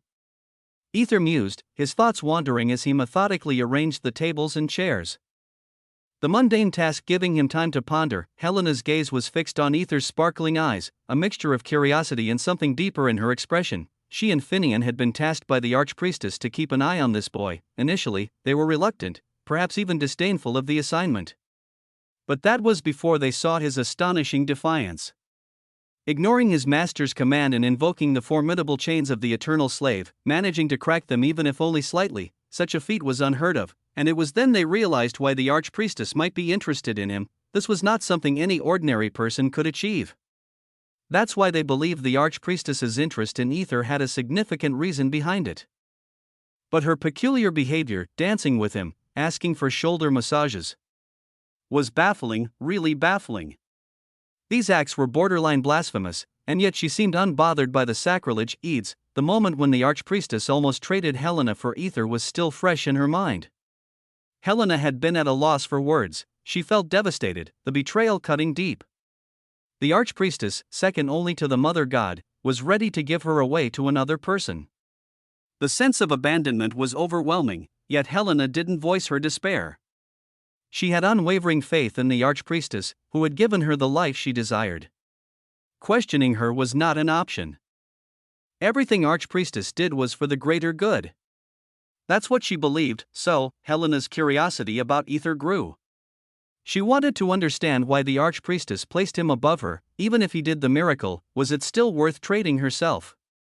She wondered, as she watched him working diligently, even though he was under duress. A pang of guilt hit her. She wanted to spend time with him, to understand him, but he always seemed preoccupied. When she saw him entering Aria's room, an idea formed. She could use this as leverage to spend time with him, to learn about him. She just needed to understand why the archpriestess was so invested in him. Sigh, Aether exhaled, wiping the sweat off his forehead after placing the last chair. Just as he was about to end this free labor, what the Aether was taken aback when he turned and found Helena's face mere inches from his. Her breath was warm against his skin, and the proximity sent an unexpected shiver down his spine. Hee. Helena giggled, her eyes gleaming with mischief. Sorry if I startled you, she said, not retreating an inch. She continued to gaze into his eyes with her mesmerizing golden irises. One affection. Aether sighed again, this time with a mix of exasperation and amusement. You do know that I am a man, right? Are you not? Helena tilted her head, genuinely curious. Aether's lips twitched at her naive question. It was both frustrating and endearing. I am, Madam Helena. 1000% man, then why did you ask that? Helena leaned in closer, her curiosity intensifying. Does she not understand personal space? Aether thought, feeling a mix of annoyance and fascination. Because you're a girl and should not be too close to a man, Why is that? Helena frowned, puzzled. She was always this close to Finian. Come to think of it, Finian also said the same thing. She reflected, now looking at Aether for an answer since Finian had left her question unanswered. What the fuck? Aether muttered inwardly, looking at her innocent yet intense golden eyes. There was a sense of déjà vu, though this situation was quite the opposite. Aether couldn't help but ask, do you know how babies are made? He asked just to be sure. He wondered why he even asking this in front of a girl he just met. Helena frowned, the question seemingly coming out of nowhere. But she answered with pride and a joyful expression, kneel before the mother, beg before the mother, and she will grace you with a child. Now it was Aether's turn to wear a what the fuck expression. Helena smirked at Aether's surprise, giggling, hey, don't tell me you don't know about this. What are you? A child? Ha ha ha, Aether's lip twitched. Who was the child here? He wondered. He never thought he would encounter a full-grown teenage girl so clueless about such things. Who told you that? He asked, still bewildered. Helena stopped giggling and replied with pride, it was the archpriestess. Aether's mind went blank. He blinked a few times before asking again, who? The archpriestess, yes, Helena nodded with pride. Aether remembered the time when the archpriestess kissed him, and no way, right? If we're talking about that woman, she really knows what she's doing. There's no way she was innocent, Aether thought, convinced the archpriestess was teasing this innocent girl, but then something clicked. Wait. If we remove the part mother and put man then. Kneel before the man, beg before the man, and he will grace you with a child. Aether's eyes widened in realization as he asked hurriedly, when did your archpriestess tell you that? That was. Helena pondered for a moment before saying, when I was 8 years old. Sigh, thank goodness. The archpriestess wasn't innocent at all, she was just being considerate. Also, that damn woman is really good at coming up with these phrases, Aether thought, looking at Helena, who was staring at him with her captivating golden eyes. Achoo, the archpriestess, praying before the mother root, sneezed as a knowing smile spread across her lips. Aether must be thinking about me. I hope you love my gift, and me also, she thought with a gentle, longing smile before turning serious again and continuing her apology to the mother for disregarding her orders. Anyway, to be truthful, Aether didn't want to pursue this girl because his log hadn't issued any missions related to her. But looking into her innocent eyes, Aether knew that if he didn't make a move now and apply the admission form, someone else might register, and it would be much harder for him if his log issued a mission involving her later. Removing the registered person would be a real pain in the ass. Prevention is better than cure. With that proverb in mind, Aether decided to teach this innocent girl some special lessons. The thought of tainting an innocent girl brought an unknown smirk to Aether's face as he thought, fuck. I am a gentleman, chapter 166, kissing the forehead. Means love, What are you doing? Helena asked, her curiosity piqued as Aether cornered her, slamming his hand on the wall beside her. The famous Cabotin, does your heart beat faster? Aether inquired with a sly smile, his face close enough that she could feel the warmth of his breath and smell the faint scent of mint. His eyes glinted with mischief. Helena tilted her head, touching her chest as if to verify her feelings. No, it's normal. Aether frowned slightly, perplexed by her calm demeanor. What do you feel now? Curious? Caution? Helena's expression turned doubtful. She was genuinely intrigued by Aether's actions but also wary, wondering if he might attack her when she least expected it. Aether raised his eyebrows, not expecting such an answer. Her honesty and innocence disarmed him momentarily. He then asked, could I touch your face? Helena frowned, her instincts kicking in.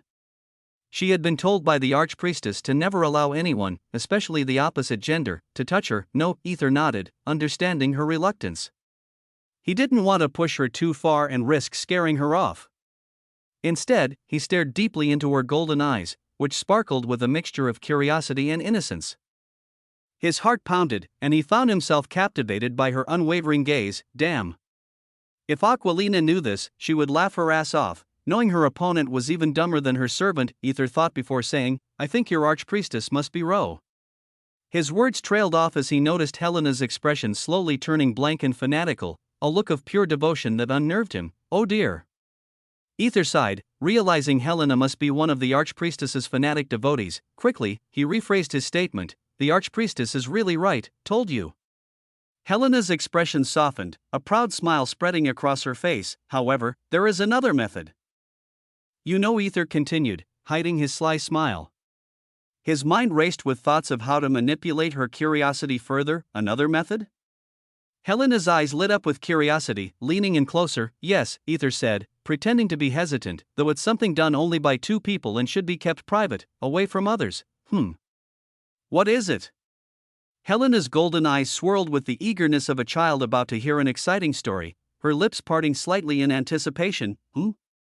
It's hard to explain, Aether said, feigning defeat. You might hate me for saying it, Helena pondered. She believed in the archpriestess's words, but Aether had captured the archpriestess's interest. So he must be special, right? With that thought, she said, don't worry, I won't hate you. Aether smiled inwardly while maintaining a contemplative expression. Really, yes. Aether's lips widened into a smile as he leaned closer to her ear, whispering gently and seductively, or LOI? Helena flinched at the sound of his words, feeling as if a demon was whispering to her. Her heart skipped a beat, and she could feel a heat rising in her cheeks. Gulp, she swallowed hard, looking at Aether, who had a calm, almost predatory look on his face. A small, very small faint blush crept onto her cheeks, making her look even more vulnerable and innocent. 10 affection. Helena meekly nodded. It felt like a powerful rabbit had fallen into the clutches of a cunning fox. Aether's lips trembled with suppressed laughter, but he controlled himself. It happens only when a boy and girl are in love, Helena tilted her head again, her golden hair cascading over her shoulder. She is cute when she tilts her head, Aether thought before continuing. When a boy and girl fall in love, they want to spend time together. He began to weave a romantic narrative, his voice was soft and enticing. Helena's eyes sparkled with a mix of curiosity and happiness. Though she had heard bits and pieces about love, this was the first time someone had explained it so tenderly. So that is love. she thought, committing Aether's words to memory. Her imagination ran wild with visions of love and romance, painting a rosy picture in her mind. Maiden's love image, Aether then asked, "Do you have someone you love, read more on Blempier, She thought for a moment before shaking her head. Though she was close to Finian, it was more like a brotherly bond, and she didn't have much contact with other males. So, no, good, Aether nodded with relief. He was grateful that this wasn't another NTR situation, as his targets were often engaged or married. He couldn't help but feel a pang of guilt, but he brushed it aside. Nevertheless, you haven't told me another method. Helena reminded him, her curiosity reignited. Yes, Aether had only spoken about normal love life, nothing too serious, just a few romantic comedies he had seen in manga. Now for the real deal. To corrupt her mind, Aether needed to lower her guard first, so that's why he told her rom-com first and then made her listen attentively. And now for the corruption time, he with cunning laugh inwardly. You see, when a man and woman fall in love, they touch each other's hands, that. Obvious. Helena nodded, having seen people do that. Then their lips touch each other. Helena frowned slightly, her lips pursing in confusion. Yeah, I did see a few doing that. I felt nauseated, she thought. Then their tongue touch each other. Helena frowned deeply, a crease forming between her brows. Then they show their naked bodies to each other. Helena's face twisted in disgust at the thought, showing each other's bodies. Yuck, that's disgusting, she thought. Then they touch each other's groins. Helena's face turned horrified, her eyes widening in shock. Then they suck each other's groins. Helena looked as if she was about to vomit. The vivid imagery was too much for her. Then the man's groin enters the woman's groin. Helena's face went pale, her skin almost translucent. Then the man releases his love inside the woman's groin. VAAWWWWWWW. She literally vomited. She just thought man peeing inside a woman.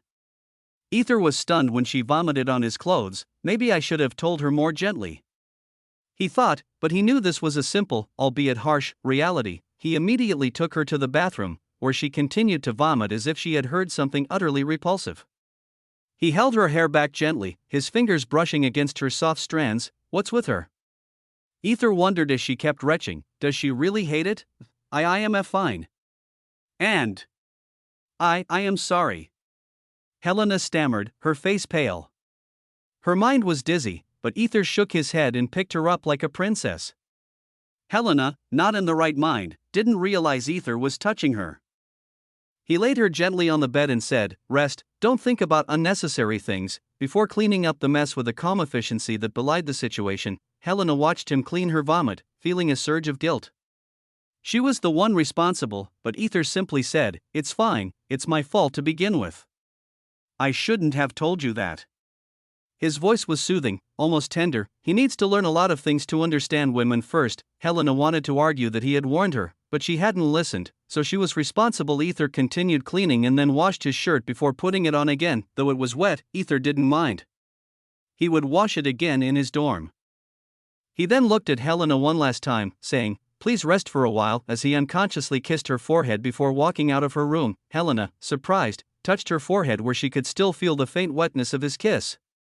It was then that something Aether had said popped into her mind. People in love show their affection by kissing each other's foreheads. Suddenly, Helena's face flushed as she pulled the blanket over her head to hide her embarrassment. Her heart pounded in her chest, and she felt a confusing mix of emotions swirling inside her. 100 Affection. Chapter 167, Love or Lust? Where have you been?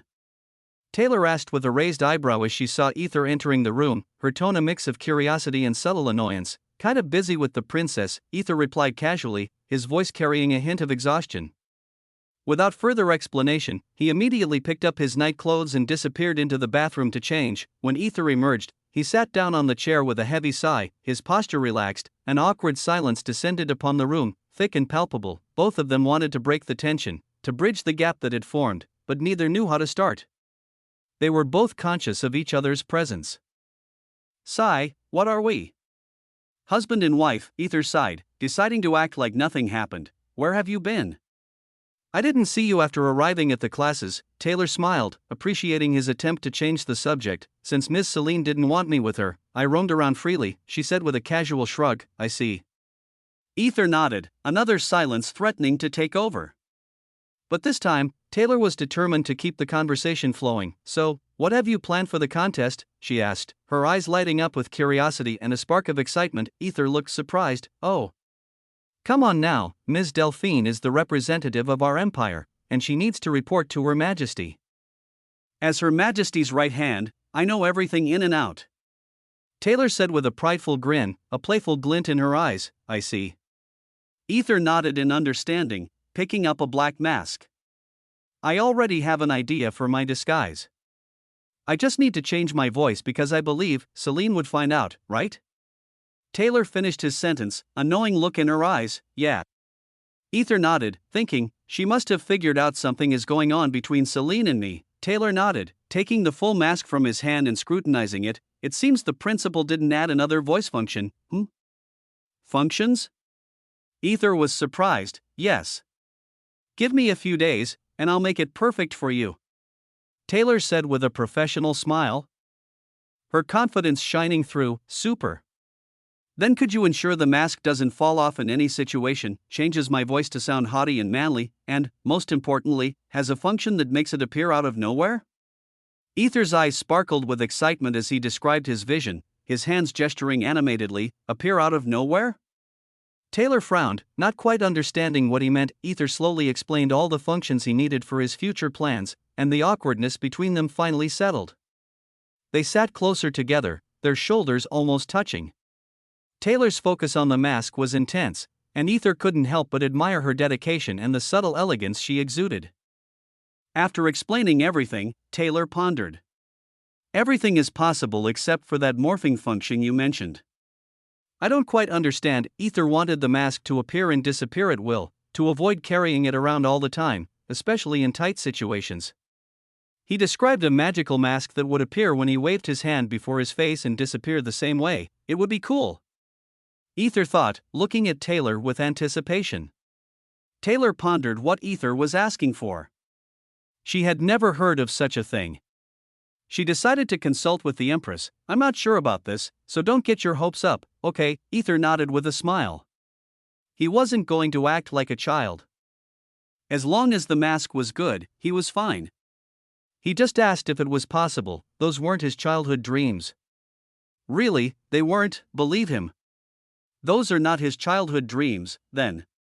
Suddenly, Taylor extended her hand with a mischievous glint in her eye. "Oh," Aether exclaimed, surprised, before shaking her hand for forming a cooperation. "Tisk." Taylor clicked her tongue and swatted his hand. "Money." "Money, yes," Taylor frowned. "Did you think I would work for free?"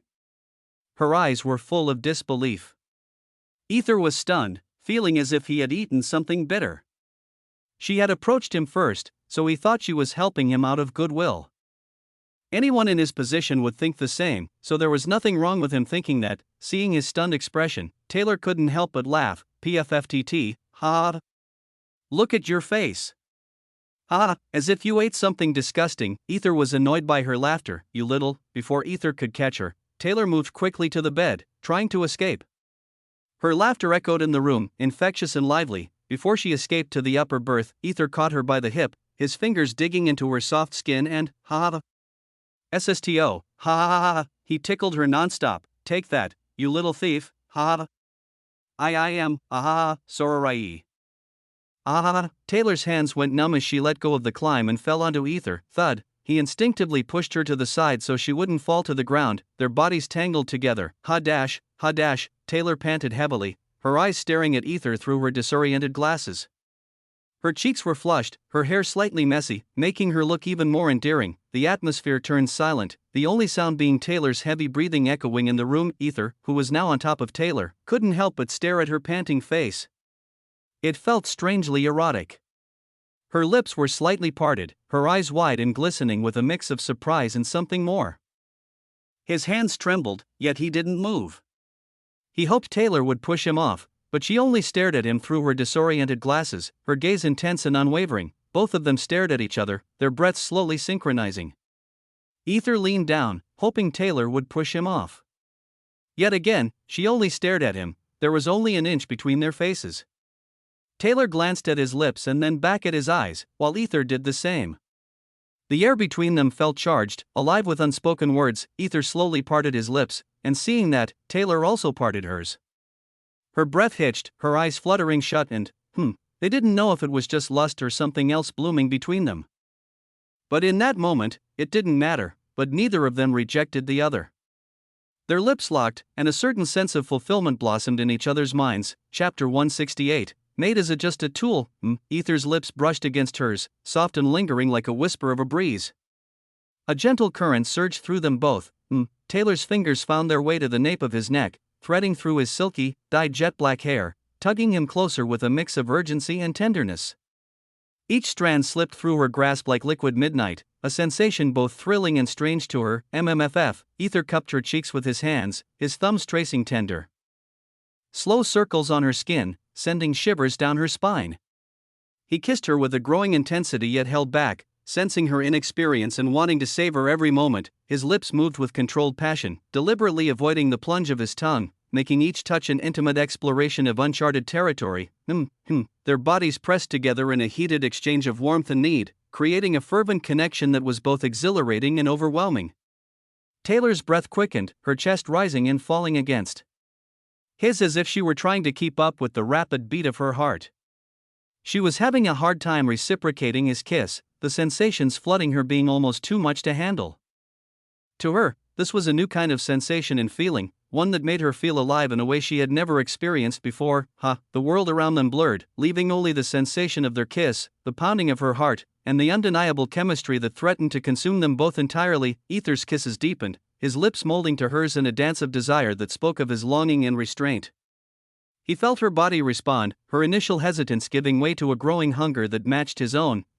Each kiss was a question, an invitation, and she answered with fervent curiosity, exploring this new realm of intimacy with him. Taylor's grip tightened in his hair, pulling him impossibly closer. Her body pressed into his, seeking more of the intoxicating connection that left her breathless. She shivered as his hands left her cheeks, tracing a slow, deliberate path down her neck, over her shoulders, and finally over her breasts, making her heart race even faster. Bang, bang, the sudden, loud knocking on the door shattered the romantic atmosphere, jolting both of them back to reality. Growling, Aether growled through gritted teeth, reluctantly moving away from her. He approached the door cautiously, his mood visibly darkened. Thud, you fucking jerk, how dare you go against my Lord John? A boy, who seemed to be a lackey of John, stood there with a few servants. His voice dripping with disdain and arrogance, veins bulged on Aether's forehead. He didn't say anything at first, just stared at them and it was enough. Thud, thud, thud, thud, thud. One by one, they all kneeled down, Aether unconsciously using the same pressure that Alaric had once used on him, though not as powerful as Alaric. It was enough for these low flies. A power that demanded respect and obedience. They looked at Aether with expressions of sheer horror. They had underestimated him, thinking he was just another servant. Despite his display of power at the entrance ceremony, there were always those foolish enough to believe they knew everything and could challenge anyone. Now they lowered their heads in fear, unable to speak or even unable to breathe properly, as if their breath was being held by an unknown force. Aether, with a menacing gaze that could pierce through their very souls, said, "I.will.fucking.kill.you.next.time, go," as he gradually lowered the pressure on them, but no one moved at first, as if the pressure still lingered around them, paralyzing their bodies with fear. I said. G.O, he repeated. They immediately stood up and walked away with trembling legs, their fear palpable in the air. Amidst everyone, Aether noticed Timmy was also there, looking as terrified as the rest. That fucker. Aether mumbled under his breath before closing the door. He looked at his bed, but there was no one there anymore. Aether sighed heavily and glanced at the upper berth. He saw her lying there silently, avoiding his gaze. He then glanced down, feeling his raging hormones threatening to burst his pants. He looked to his left hand, then back at the bathroom. Sigh, he mumbled visibly under his breath. Hope you are satisfied with my hand. Taylor stared at Aether's departing back as he headed to the bathroom, a slight blush creeping onto her cheeks. 1 hour later, Aether emerged from the bathroom feeling slightly refreshed, his expression one of relief. He fell onto his bed with a contented sigh, his mind still replaying the earlier moments. Silence descended again, enveloping them both in its quiet embrace. Aether suddenly asked, breaking the silence with his soft, yet probing question, "Have you fallen asleep?" Undeterred by the lack of response, Aether continued, his voice filled with a quiet urgency, I want to know if there was any spell that could be used to halt the inner organs of the human body under certain conditions. Something precise, controlled, and effective. He sighed deeply. He was just about to apologize for what happened earlier when a voice from the upper berth cut through the silence. Those spells are dangerous and only someone with a level around 20 or 30 could cast them. Taylor's voice drifted down, calm and informative. Aether smiled to himself, relieved that she wasn't angry or upset. He nodded in acknowledgement of the information and then asked, "Any kind of shortcuts?" Aether waited patiently for her to reply, but the silence stretched on, feeling almost interminable. Just as he was beginning to consider other options, Taylor suddenly spoke again. "There is one way, which is spell scrolls, spell scrolls." "Ah," Aether mumbled. Taylor elaborated further, providing more detail. "A spell scroll bears the words of a single spell written on a single parchment paper. Once you pour arcane energy into the paper, the spell will activate and execute on the spot, making it a powerful tool for those who can afford it." "Oh!" Aether exclaimed, his voice tinged with genuine surprise. Even though he already knew about these details from the games and novels he had read before, he then asked, "So, can you do that? Create these spell scrolls?" "It cannot be done by just anyone since it requires a lot of concentration, a high level of intelligence, and most importantly, certain bloodline abilities," Taylor explained, her tone turning more serious. "Only a handful of people can do this. If you want one, you can buy it from a few specialized dealers in the market, but they are rare and expensive." "I see." Aether nodded thoughtfully, processing the information. "Seems like I cannot go with the sacrificing plan," he mused internally, realizing the limitations of his current situation. Taylor, sensing his contemplative silence, suddenly asked, "Why do you need that kind of spell?" "Well, for my grand entry." Suddenly, a heavy silence descended between them again. After a few minutes, Aether broke the silence once more, his voice softer. I am sorry." "Why?" Taylor asked. "You know what happened earlier," he said, as he added inwardly, "and this morning as well." Taylor stayed silent for a moment, considering her words carefully before saying, "Why are you sorry then?" I didn't push you away and we both know what happened. Neither of us rejected the other, so there was nothing wrong with it." "There's no need to feel guilty," Taylor said, her voice calm and reassuring. "I see." Aether smiled slightly, reassured by her words. He then asked with a little hesitation, "So, now what? What are we now?" "What you mean, this girl?" Aether frowned, feeling his patience wear thin. He knew she understood exactly what he was asking but was deliberately playing with her words. Aether sighed deeply, deciding to be more direct. What kind of relationship are we in, Taylor?" Aether called out, hoping to draw an answer from her. But there was no reply. He peeked up at the upper berth and saw her lying still, her breathing steady and calm, as if she had already fallen asleep. Aether knew she was pretending, but he chose not to push her. Instead, he leaned in and, gave her a simple peck on the cheek, and laid back on his bed. Taylor's cheeks turned a deep shade of red again, a mix of emotions flooding her mind. "See, come on, you are just a tool. You will kill him if the Empress orders you," she screamed inwardly, feeling a small tear escape and roll down her cheek. The tear went unnoticed by anyone in the world, except the eyes of the arcane. Chapter 169, Marriage Already? Next morning. The situation repeated itself almost identically to the first day. Celine, with an air of deliberate indifference, ignored Taylor, handed her bag to Aether, and hugged his arm tightly. Her touch lingered a moment too long, sending a shiver through Aether. When she saw her brother, her demeanor changed abruptly. She let go of Aether, picked up her bag, and composed herself, masking her earlier intimacy with a cool detachment. However, something different happened. "Hello," Leon's voice broke through the morning air as he suddenly waved at Celine. She frowned, her eyes narrowing slightly before she forced a smile. A smile that was professional and cold, as she greeted him back. "Hello, Sir Leon, sir?" Leon's smile widened, his eyes twinkling mischievously. "There's no need for formality between us," he said, placing a familiar hand on Kai, who could only muster an awkward smile in response. Celine's expression darkened for a brief moment, but she quickly masked it with a polite smile and gentle smile, then walked away. Seeing her actions, Kai's frown deepened, worried that his new friend might feel slighted. But when he saw Leon's flushed expression, he found himself at a loss for words. "Man, your sister's smile almost made my heart race like a wild horse." Leon mumbled, touching his chest as if to calm his racing heart. He could still vividly remember her smile. a smile unlike any he had ever seen on a girl before. Captivating, yet so unattainable, he wanted to attain that. Kai shrugged, relieved that Leon was all right. As long as Leon felt fine, everything would be fine. Leon's interest in Celine intensified as they followed her to class, his eyes lingering on her every move, each step she took more alluring than the last. Should I kill him? Aether's thoughts were dark and brooding, his expression blank but his eyes filled with an unsettling intensity. What are you doing? Aquilina's voice snapped Aether out of his thoughts. He followed her, his mind still swirling with unspoken emotions, while Kai attempted to flirt with Aquilina. His words stumbling over themselves, Leon's attempts to flirt with Celine were more confident, though equally unsuccessful. Celine's cold demeanor seemed to only heighten Leon's determination. Aether watched Leon with a mixture of unknown emotions swirling within him. His hand, almost as if guided by an unseen force, slowly raised toward Leon's neck. Just as he was about to touch it, "What are you doing?"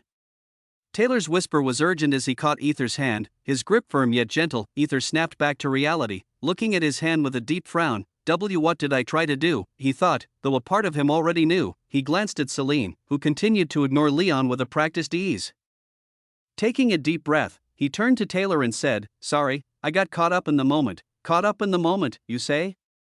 Taylor thought to himself, his mind racing as he tried to understand Aether's sudden lapse.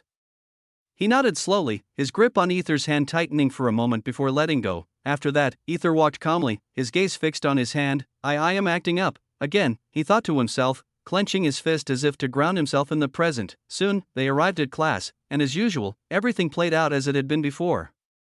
The first period ended, but something unusual.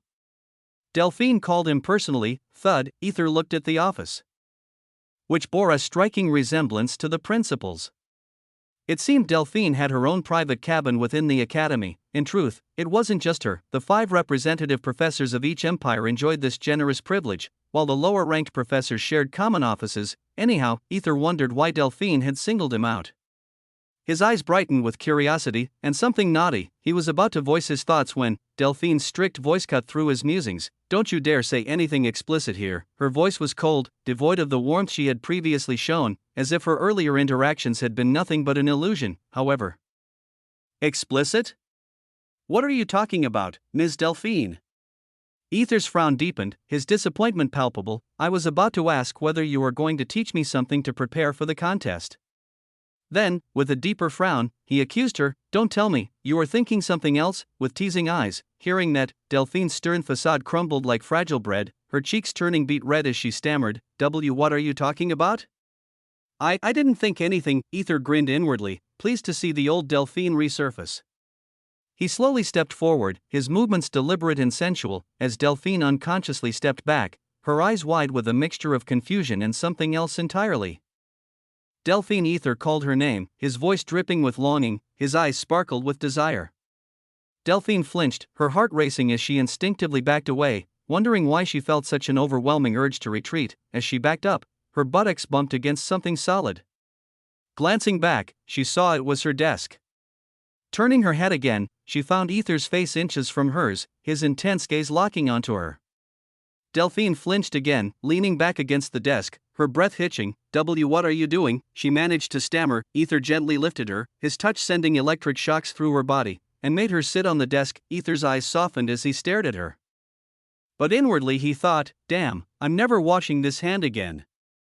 The sensation of her flesh beneath his fingers felt like the softest, most luxurious cushion imaginable. Aether," Delphine stammered, feeling an uncharacteristic girlishness take over her. "Yes," Aether whispered in her ear, his breath warm and tantalizing.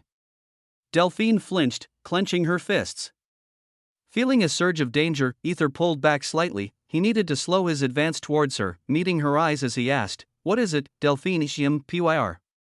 Delphine relaxed her fists, her annoyance barely masking her confusion. "Formal already?" Aether's lips curled into a sly smile. "There's no need for us to be formal," he said, tucking a few stray strands of her silky aqua color hair behind her ear, his fingers brushing against her skin. Delphine blushed deeply, her heart pounding in her chest. What's wrong with this boy?" "Well, if you want to be formal, then I am fine with that," Aether said, his face adopting a slightly sad, gloomy expression, his eyes reflecting a hint of disappointment. Seeing this, Delphine averted her eyes, her expression turned soft remembering his past closeness, so said, Well, I don't mind when we are alone, she muttered. Aether smirked, his eyes lighting up with mischief. I see.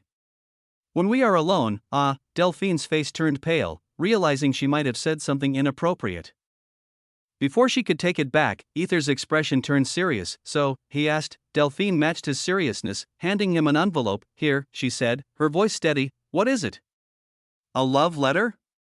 Aether asked, his curiosity piqued, his expression playful. Delphine's face turned furious as embarrassment washed over her when she heard him call it a love letter. Her cheeks burned with a deep crimson. However, the embarrassment reached its peak when he uttered the next words. Maybe a marriage contract. YU 100 affection. Delphine was furious, her hands glowing with magical energy, ready to blast Aether into oblivion. Maybe that's too much, he thought, and without waiting for her wrath to manifest, Aether hurriedly left, but not before daringly pinching her nose and whispering his parting words. You look cute when you're angry, Delphine. Thud, he ran away, leaving behind a fuming Delphine. Her bosom rose and fell with her heavy breaths, each exhale filled with frustration and a confusing undercurrent of something more. That jerk. I was trying to help him, and yet, GGRRR, she gritted her teeth, slowly calming down. Her thoughts raced back to the moment when Aether had grabbed her waist with such audacity as if he owned her, body and soul. 100 affection, she touched her own waist, feeling the gentle warmth left by his hands. The memory of his touch sent a thrilling shiver through her body, making her blush even deeper. What am I even thinking? 200 affection, thud. Oh. By the way, what's this FO? Our Aether's voice trailed off as he opened the door. His eyes widened when he saw Delphine, her hand lingering on her waist where he had touched before, her expression a mix of confusion and a deep, rosy blush. What? Delphine's face turned a furious shade of red, both from embarrassment and the sudden intrusion. Her heart pounded, and she felt a surge of heat rush to her cheeks as she shouted, "Get out!" Boom! A fiery explosion erupted from her hands, a fire magic spell blasting the door Aether had just closed. Chapter 170, Cutting Ties Part 1, Aurelia Scarlet's POV. I stared at Professor Alaric's lecture, barely able to keep my eyes open as he droned on about magic ruins and circles and some other ancient language literature. His class was mostly for those chosen by the arcane, but to me, it was mind-numbingly boring. Even though everyone else was listening attentively, I couldn't muster the same enthusiasm. I glanced at Celine, who sat beside me, diligently taking notes.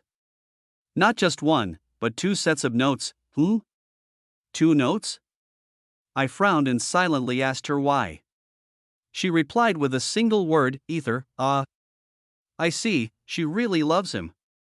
Damn, I never thought she was really into him. I watched her for a moment, feeling a mix of surprise and admiration.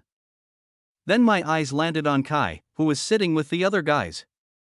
He seemed to be fitting in well. Suddenly, our eyes locked, and I immediately turned my head away. TSK, I clicked my tongue, realizing my mistake. That brief eye contact would surely make him think I was still longing for him. This was why I avoided coming to class with Celine. I always arrived early to avoid encountering him. To be honest, though I broke up with him that day, a part of me still wished him happiness. It's true, my love died that day when he didn't stand by my side or even come to help. But as I had once loved him, I truly wished for his happiness. That's all. It's not like I was the devil who would wait for his downfall. Well, maybe a tiny part of me wished it when I was running down the corridor that time, but after meeting Aether, everything changed. Yeah, I just wish for Kai's happiness. That's my final love for him. That's all. I was moving forward without any regrets. Though my uncle and others were disappointed, I believed that was the right choice, thinking about Aether. Suddenly, something popped into my head, more like an image that kept reappearing for the past 2 days, the image of Aether's heartfelt relief when he patted my head. I suddenly flinched as dizziness washed over me, and my cheeks turned a little hot. He is a good friend, I thought. I blinked a few times before glancing at Celine, who was still taking 2 sets of notes. Hey, Cel, I called her quietly. Yes, why it will be tough to do this for every class. Why don't I help you? I suggested, picking up one of her notebooks. There is no before she could object. I told her, it will be hard to write everything twice. Let me help you. As a friend, I also worried about him, I said with a serious face. Celine hesitated before her expression suddenly turned dark and void as she asked indifferently, Are you in love with him? Why, Aether? She was too straight. My body involuntarily flinched at her intense gaze. I couldn't help but stammer. What are you talking about? I am doing this as a friend.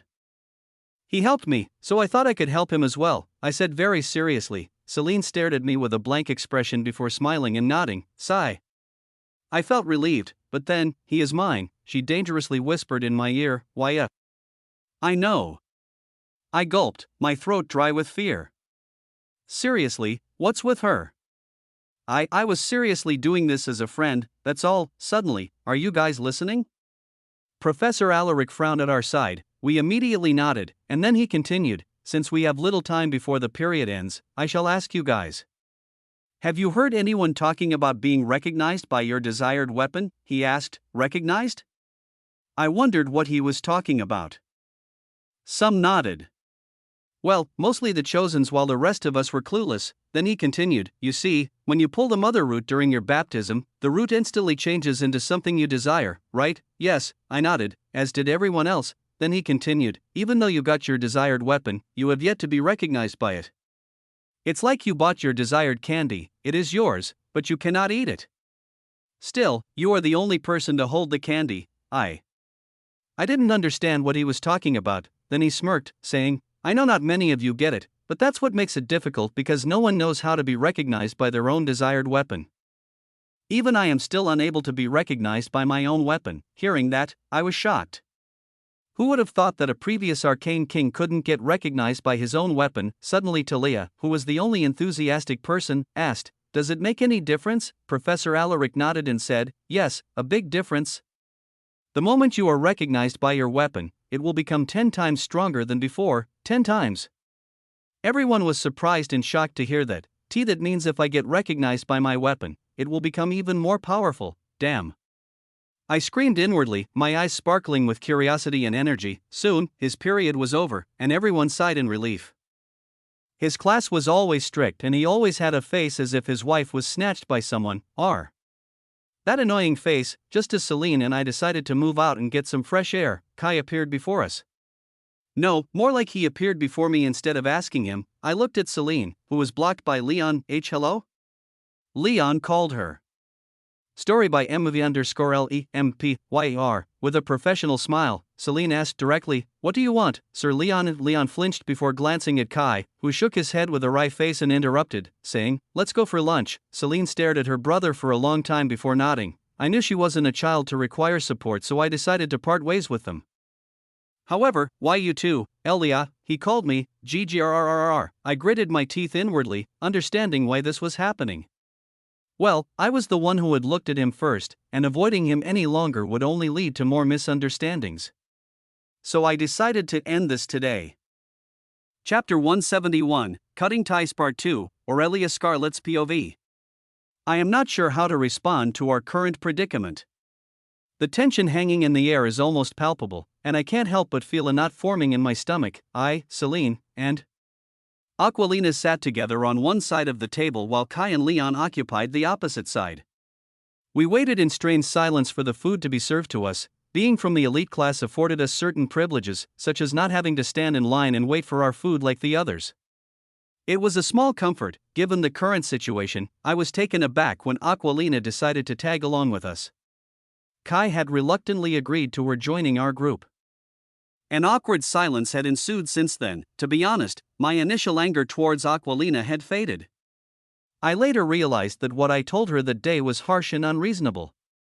Any sane person would react violently if someone interrupted their engagement day and challenged them to a duel over who was going to be his first. Sigh. So, I was not really angry at her anymore. Only founded novelbin_EMPYR. However, I was furious about one thing. The memory of her impaling me against the wall still burned in my mind. It was a total disgrace, not only for me but also for my family. That humiliation was something I couldn't forgive easily, and since then, I have harbored a desire for revenge. Sensing the awkwardness, Aquilina suddenly spoke up, breaking the silence. Come on now, there's no need to be so serious, feel free to speak, she said with a disarming smile. Then she turned to me and extended her hand for a handshake. Hello, it's been a long time since we saw each other, yes. I forced a smile, trying to mask my true feelings, and gave her a handshake. Oh. You guys knew each other even before the academy? Leon interjected, his eyes wide with curiosity. Aquilina nodded, yes, though we didn't spend much time together. Just a few hours, really. She looked at me, her gaze steady and unwavering. Let's get to know each other very well hereafter. Hearing that, my lips twitched in annoyance. Her empty smile only served to irritate me further. Before I could formulate a response, Kai shouted in happiness, that would be a good idea. Both Aquilina's and my eyes twitched as we shared a mutual understanding of Kai's obliviousness. We could already see what he was imagining, but neither of us said anything. As the food arrived, everyone started to eat. The tension eased slightly as the focus shifted to the meal. Celine, however, was being interrogated by Leon, with Kai eagerly assisting him. It seems Leon is interested in her, and Kai is helping his friend. Sigh, I can see what he is planning, I sighed inwardly. I wanted to intervene. But I knew better than to interfere in what could be considered a family matter. Unless Celine asked for my help, I would stay out of it. However, Mr. Leon, Aquilina called out, her voice icy and authoritative, it seems like you guys are trying to force her to speak. Don't you think that's unsightly for a nobleman like you? Especially you, Kai. Can't you see your sister is uncomfortable? Her words cut through the air like a knife. Both Leon and Kai flinched, exchanging guilty glances before nodding in agreement.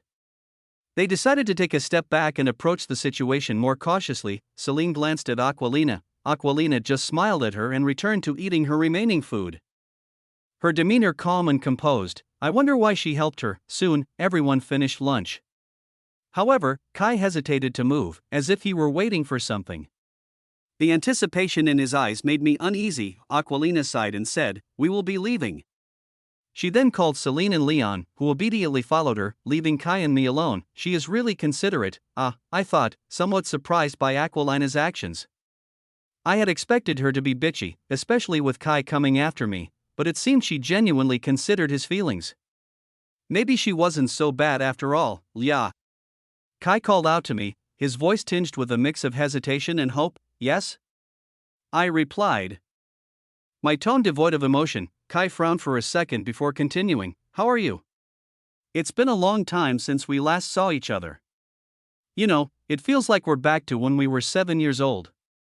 He started to reminisce, digging up the past with a nostalgic yet cautious air. I sighed inwardly. I knew my past well enough, there was no need for him to recount it now. But I chose to stay silent, letting him finish. His words floated around me, recounting joyful memories that now felt tainted. After he finished recounting our shared history, he placed a small box before me. Who? I frowned, eyeing the box suspiciously. Then he opened it. There was a ring in it and I know I wasn't there when you needed me, and I was really worried. I couldn't do anything. He continued, his voice filled with regret, but my mind went blank at the words I wasn't there when you needed me. What is he talking about? He wasn't there, you were fucking there, you bastard. I shouted, something snapping inside me. I had planned to handle this calmly and collectedly, but his words unleashed a flood of pent-up anger I could no longer contain. Others in the dining hall were startled but wisely chose to mind their own business. Elia. Kai stammered, clearly taken aback.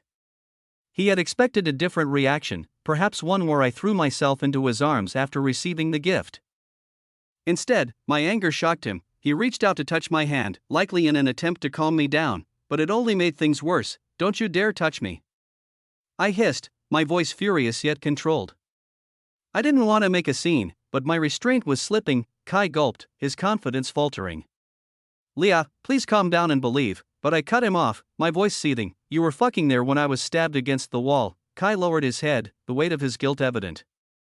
He had no choice but to accept my words in silence. I gritted my teeth, seeing him sitting there in his guilt-ridden silence. Kai, you know how much I loved you before. I began, my voice shaking with the effort to contain my emotions. When we got into a fight, I was always the one who apologized first, the one who mended our relationship. Have you ever apologized for your mistakes? It was always me who came after you. Kai's eyes lowered for a moment before he said, didn't I come now? His voice was serious, almost defensive. I was really taken aback when he said that. Is he for real? I thought, incredulous. I asked him the only question that mattered at that moment. Did you even apologize to me now? The truth hit me hard. Even now, he hadn't apologized. He had merely recollected past memories and expressed his concerns. Nothing more. why did I even love him? I wondered, my heart heavy with disillusionment. The man standing before me was a stranger, one who didn't understand the depth of my pain or the magnitude of his mistakes. Now, more than ever, I questioned the love I had once felt for him. Chapter 172, Cutting Ties Part 3, Kai Frostblade's POV. I knew. She came to this academy with the intention of winning me back. I actually enjoyed it when I saw her avoiding me as if she were playing a strategic game of push and pull. What's more, she even wore the same old hair tie that my mother picked for her and asked me to give her, so that means she was still loving me, right? It made me chuckle silently at her cute act, and I waited patiently for her to make the first move, to speak with me. But it's been 3 long days, and she hasn't approached me. A sense of unease settled in my chest, prompting me to confront her. I wanted to mend our fractured relationship. Why is she acting so differently now? That's what I thought when I saw the furious expression on her face. I had seen her angry before, but this was different, more intense, as if she were truly seething with rage. Yes, it's true that she was the one who always mended our relationship whenever we fought over trivial things, but it's not like I didn't want to apologize. Rather, before I could even acknowledge my mistake, you would come and say sorry. I folded my arms in frustration, my voice tinged with defensiveness. You were just faster, that's all. GGRRR. Leah gritted her teeth, her eyes blazing with fury. I see. So I was just faster than you. Yes, I nodded with a serious face, trying to maintain my composure. If she had been slower, I would have been the one to apologize. It was a matter of timing, nothing more. Emperor, then what about now? She asked, catching me off guard. Her question pierced through my defenses. I replied sternly. I was before I could finish, she interjected. I was about to do it. Isn't that right? Yes, I nodded again, feeling cornered. Her mocking expression irked me even more. I wondered where she had gotten this attitude. She wasn't like this before. Or had she been hiding it all along? I pondered before saying sternly, let me tell you this. When you were impaled, it was my slave who helped you.